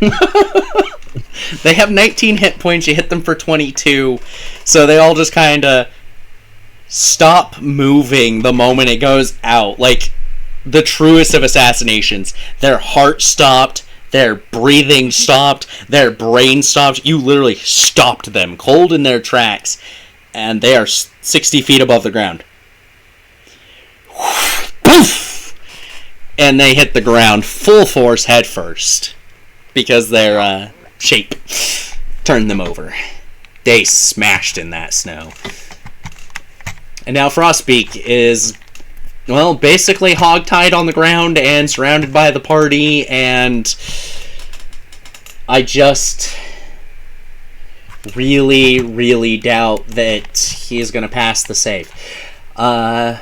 You still have movement, though, Nick, if you want to take it. I'm going to move to where I am 15 feet above him. Okay. And that is it. And that would make it Twilight's turn.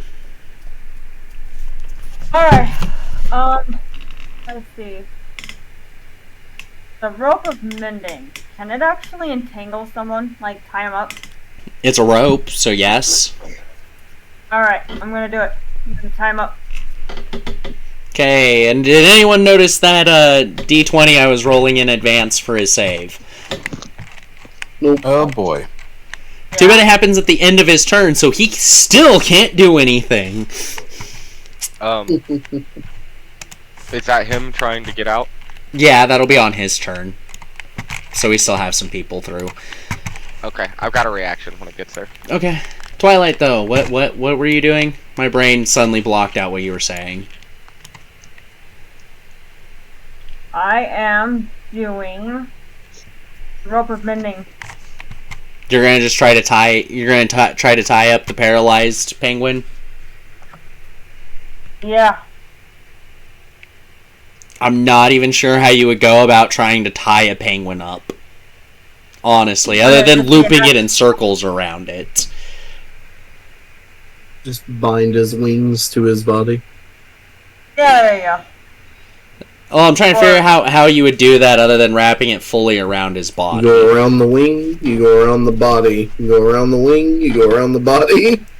Uh-huh. Okay, so that's going to be a real hard problem because he is 600 pounds of laying on his belly. Man, tie his foot to his forehead. Yeah, that's why I'm trying to figure this out. Like, the best I could think is tie his foot to his foot and then pull it up and tie it around his neck. Yeah. Like, he'd still have his wings, but it would dramatically slow him down because it's screwing up his overall bodily motion. Takes more than 6 seconds to do that, though, so go ahead and start trying to tie him up with a sleight of hand check. Or you could just fucking stab him. Yeah, or you could just stab him. Full scorpion penguin.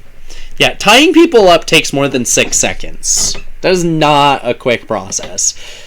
Okay, alright, well fine. I'll do something else then since you guys are not having it. Well, I'm just giving you all the obvious logistical errors that Twilight would know. Like, she would look and be like, this is going to take me at least 18 seconds, and I'm not even properly going to be able to get it around him because he's way too big and on his belly. Is he immune to fire damage? You don't know. Oh. Find out. Look around and find out, bitches. I will. I'm just gonna throw this bottle of... No, you know what? I'm gonna just keep him asleep, and I'm gonna put the vital of sleep on him. You're just gonna put it on him? You're not even gonna Yeah, throw yeah. it or use it, you're just gonna set it on him? Oh yeah, well I'm gonna throw it on him. Pour it down his throat. I didn't He's know if I paralyzed. meant Yeah, you can also just pour it down his throat. Yeah, I'll do that too. He's gonna go to sleep. That's it. That's the goal, is to put him to sleep while he's paralyzed, to further make it a problem for him. Right. 17 beats the DC, so he does not fall asleep.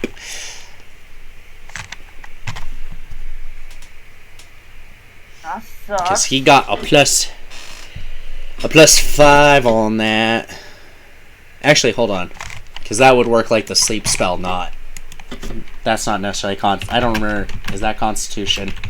No, sleep is if you have enough in your sleep spell to beat their current HP. Okay, there is no saving throw, and that is not how this works, because this is just a saving throw. So yeah, it would be Constitution.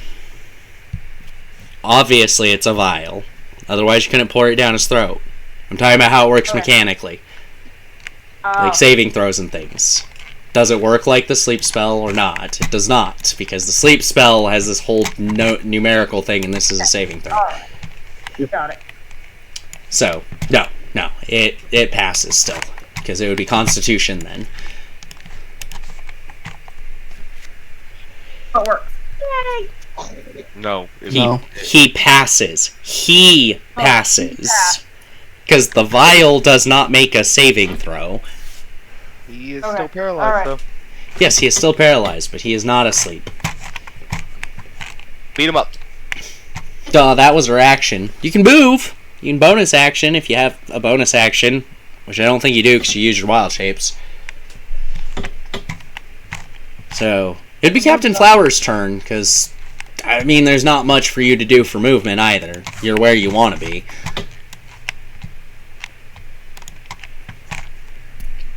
And I Alright. just slaughtered a bunch of other penguins that were a problem. So, we're good. Yeah. Oh, So, this Captain must be great. Flowers. Captain Flowers, you got a big old frost beak. It's a great day for you. There's just dead penguins raining from the sky around It you. is. Yes, dead penguins raining from the sky. Frost beak is magically hog-tied, just You believe laying in there magic? waiting for you to do it. Can Captain Flowers take the killing blow? Can he do it? Taking Mama, I strike at Frostbeak. I do 17 plus that. I do 26. 26 to hit. 26 to hit, baby. Alright, that is a hit. So your critical hit is 1d6 plus 6 plus modifier. Guys, Jess is gonna take my staff away. Maybe 18. No, I'm not. I plan for shit going the exact opposite of what I want it. So, you're good. We're gonna have 18. 18? 18 with Mama. Jesus, you rolled a 6? I know. With advantage? Ooh. Well, no. 6 on the d6 for damage. Gotcha. So that was 6 plus 6 plus 6. Yep. 18. Hey. 666. It's the sign of the devil. Side of the devil. Oh no, do I have I do not have a 666 the devil emote in the 7 TV. I'm gonna have to add one. Oh no. Okay, I guess the best we have is Segs. Because you are you are not doing this dude justice. I'm pretty sure this does count as molestation at this point. I'll be the devil. At least by legal classification in like the real world, I think it would be classified that way. But 18 damage. I think it's just penguin slaughter. 18, and then with Mia, I did a nat 20. You crit on a crit. I crit on a crit. You crit on an automatic crit. That doesn't even count the fact that you should have had advantage, and I bet you weren't rolling with advantage. I know. Roll another d20 to see if the nat 20 is a second nat 20 real quick for me. No, this is an 8. Okay, well you got a critical on a critical, so we'll just say you got another 18 damage. Yeah. You got a critical on an automatic critical. That's fucked up. Yeah. Remember me, bird. I will certainly do for you. If I can math. He is slashed up, he is beat up, he is impacted into the ground, his breathing is labored, you've knocked off large chunks of his chitin at this point. He doesn't look good. He does not look good. But Captain Flowers, that one is of the his end of your eyes turn. is just like glowing red. And, yeah. That makes it Mecha Gojira's turn, though. Wait a minute. Yes? I hate to interrupt, but I just realized I don't have vitals. I used them all. Okay, so you stood there doing nothing on your turn. We're good. That's fine. Jerry, he just misses. You rolled with advantage, and Captain Gojira missed. Captain Gojira. Gojira. He is the captain now. He is the captain now. He is the captain. But you rolled with advantage. What was the higher attack? The higher was 8. Oh no! The higher was Fuck 8. now. Yeah. Yeah, that is a miss. That is in fact a miss. Captain Gojira's aiming is off. His aiming reticle is been damaged somehow. He's too busy trying on his new hat.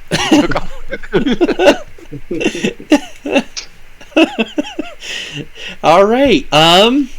That makes it Frostbeak's turn.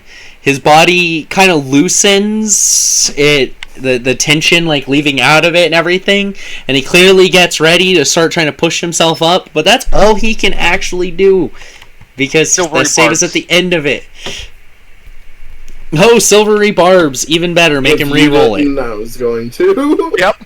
Re-roll it. We're like, no, Nope, disadvantage. 16. Fail. 16 fails. And I will give or Pius. Pius, you have advantage. Not that it matters, but you have advantage. Double advantage. Beautiful. Re-advantaging your advantage. Yeah, so anyways, you see him starting to loosen up, and he looks like he's about to start trying to push himself up, and Nick feels the magic and then you just see the silvery, imagine like just a tumbleweed wrapping around his body real quick, silvery light though, and then it fades as he tenses back up. No.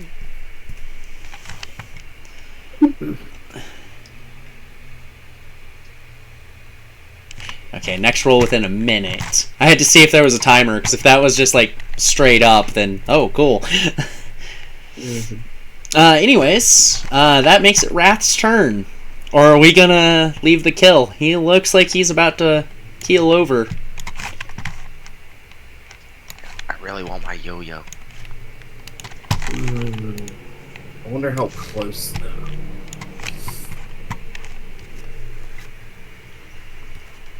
I'll just walk over, and if it looks like he's about to move, I'll prepare an attack. Alright. I will leave him alive. How about Pius? Oh.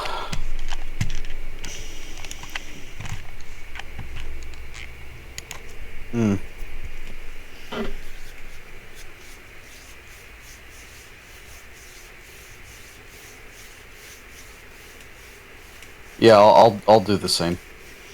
Okay. as Wrath. Tempest.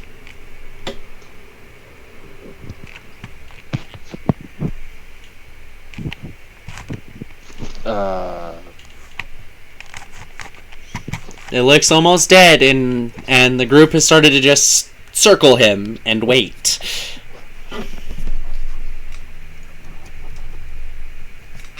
Alright. I guess we're waiting for a purpose here. Okay, Tempest chooses to wait. Nick! Yep. You just gonna stand there and wait? No. Nah, I'm not as respectful. And I wanted my damn yo-yo. I'm gonna cast Lightning Lure. It automatically fails strength checks. Yes, he does. So he comes up 15 feet and ends that movement right next to you before falling back down. And he takes 2d8 damage. 14. And then falls 10 feet. 1d8. Can't critical hit on saving throws. No, 2d8, it's cantrip. Oh, that's right. My bad. I forgot level 5 was when the damage goes up. We leveled up. We leveled up. So how much was the 2d8? 14. 14. Whatever light was left in his eyes kind of fades out. He's still breathing, but just barely. Just barely. He is clearly unconscious at this point, though. Captain, it's all you. Yeah. Twilight, you have a moment if you want to try to interfere. I what? You have a moment if you choose to interfere with Captain Flowers wrecking this thing. This unconscious penguin.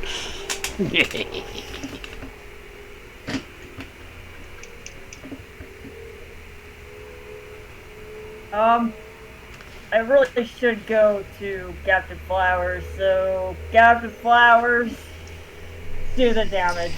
Alright. Everyone's standing and waiting then. So Captain Flowers, describe how you deal with this unconscious, paralyzed,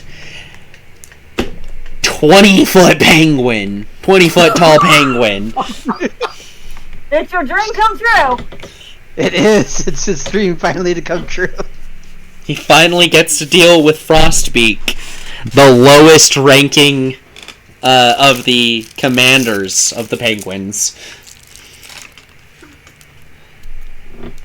Captain Flowers, he slowly walks up to the head of the penguin. He squats down a little bit. And he goes, I've been waiting for this day for a long, long time. But you know, it's gonna taste real much sweeter once I kill your general as well. You're commanding officer Bird. But you know what I'm gonna do? I'm gonna kill ya. And when I do, I'm gonna feast on your flesh. And I'm gonna eat every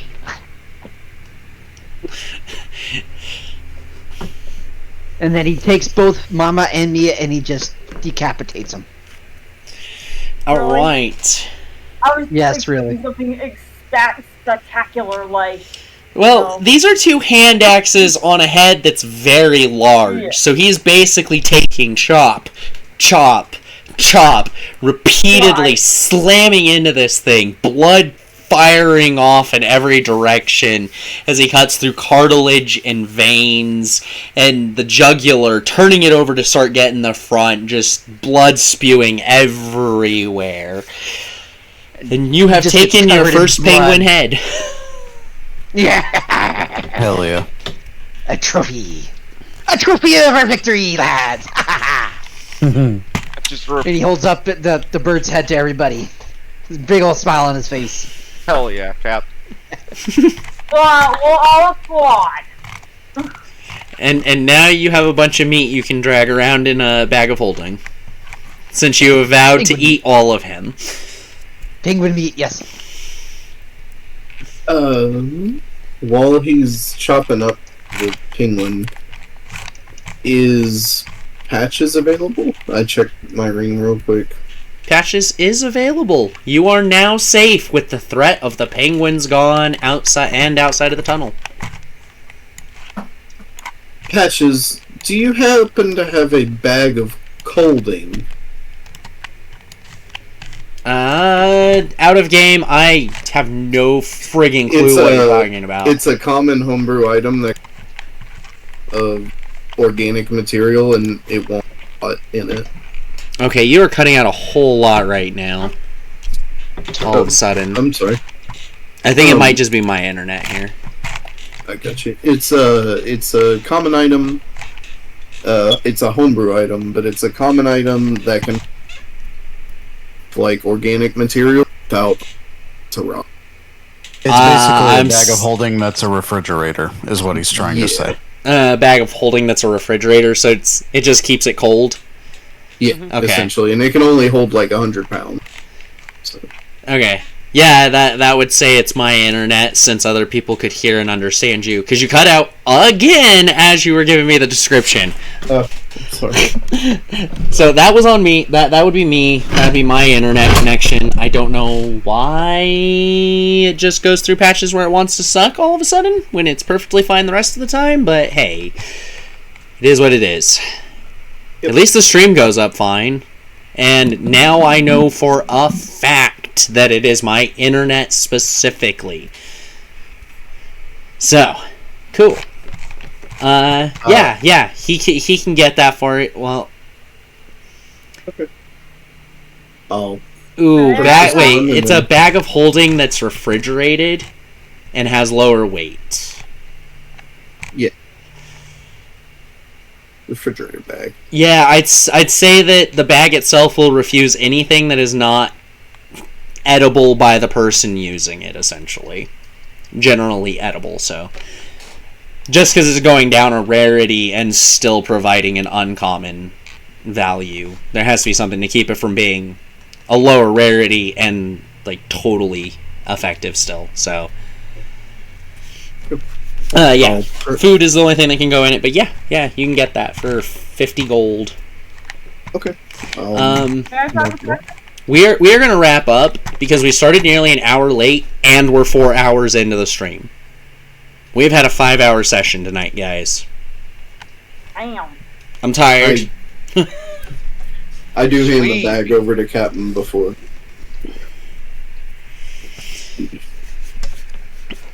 Alright, you are going to need about 6 of those for the penguin alone, since it's only 100 pounds. Yeah. You can have a bunch of bags. First one's on me. Yeah, but we will... Yeah, we can come back to that and do that next time when I'm more awake, where it'll be easier for us to track all that fun stuff. So I have a question for everybody here viewing. Anyone in chat want to say anything? Who are we going to raid? Are we going to go raid a Devil Bear VTuber who's a bit sussy? Or are we going to go for male VTuber who plays the kazoo and plays a lot of his own music? The music guy. The music guy? We're going to go raid a music guy. He is also very sussy as well. Both of them are very sussy.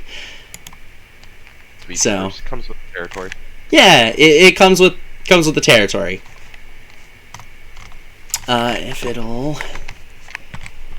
If my computer will start working with me, I can actually set it up. Oh, he's playing Apex Legends right now, y'all. I haven't played Apex Legends in so long. Either the hit registration was so bad when I played. Yeah. I think they added solos as well. I know they added duos. Oh, did they make duos an actual thing too? That'd be awesome. I think so. I'm not sure though. It was just threes when I was playing. Same. So. Yeah. Which was really annoying. Yeah, because you always had 4 or 2 whenever you went to play. Yeah. Alright.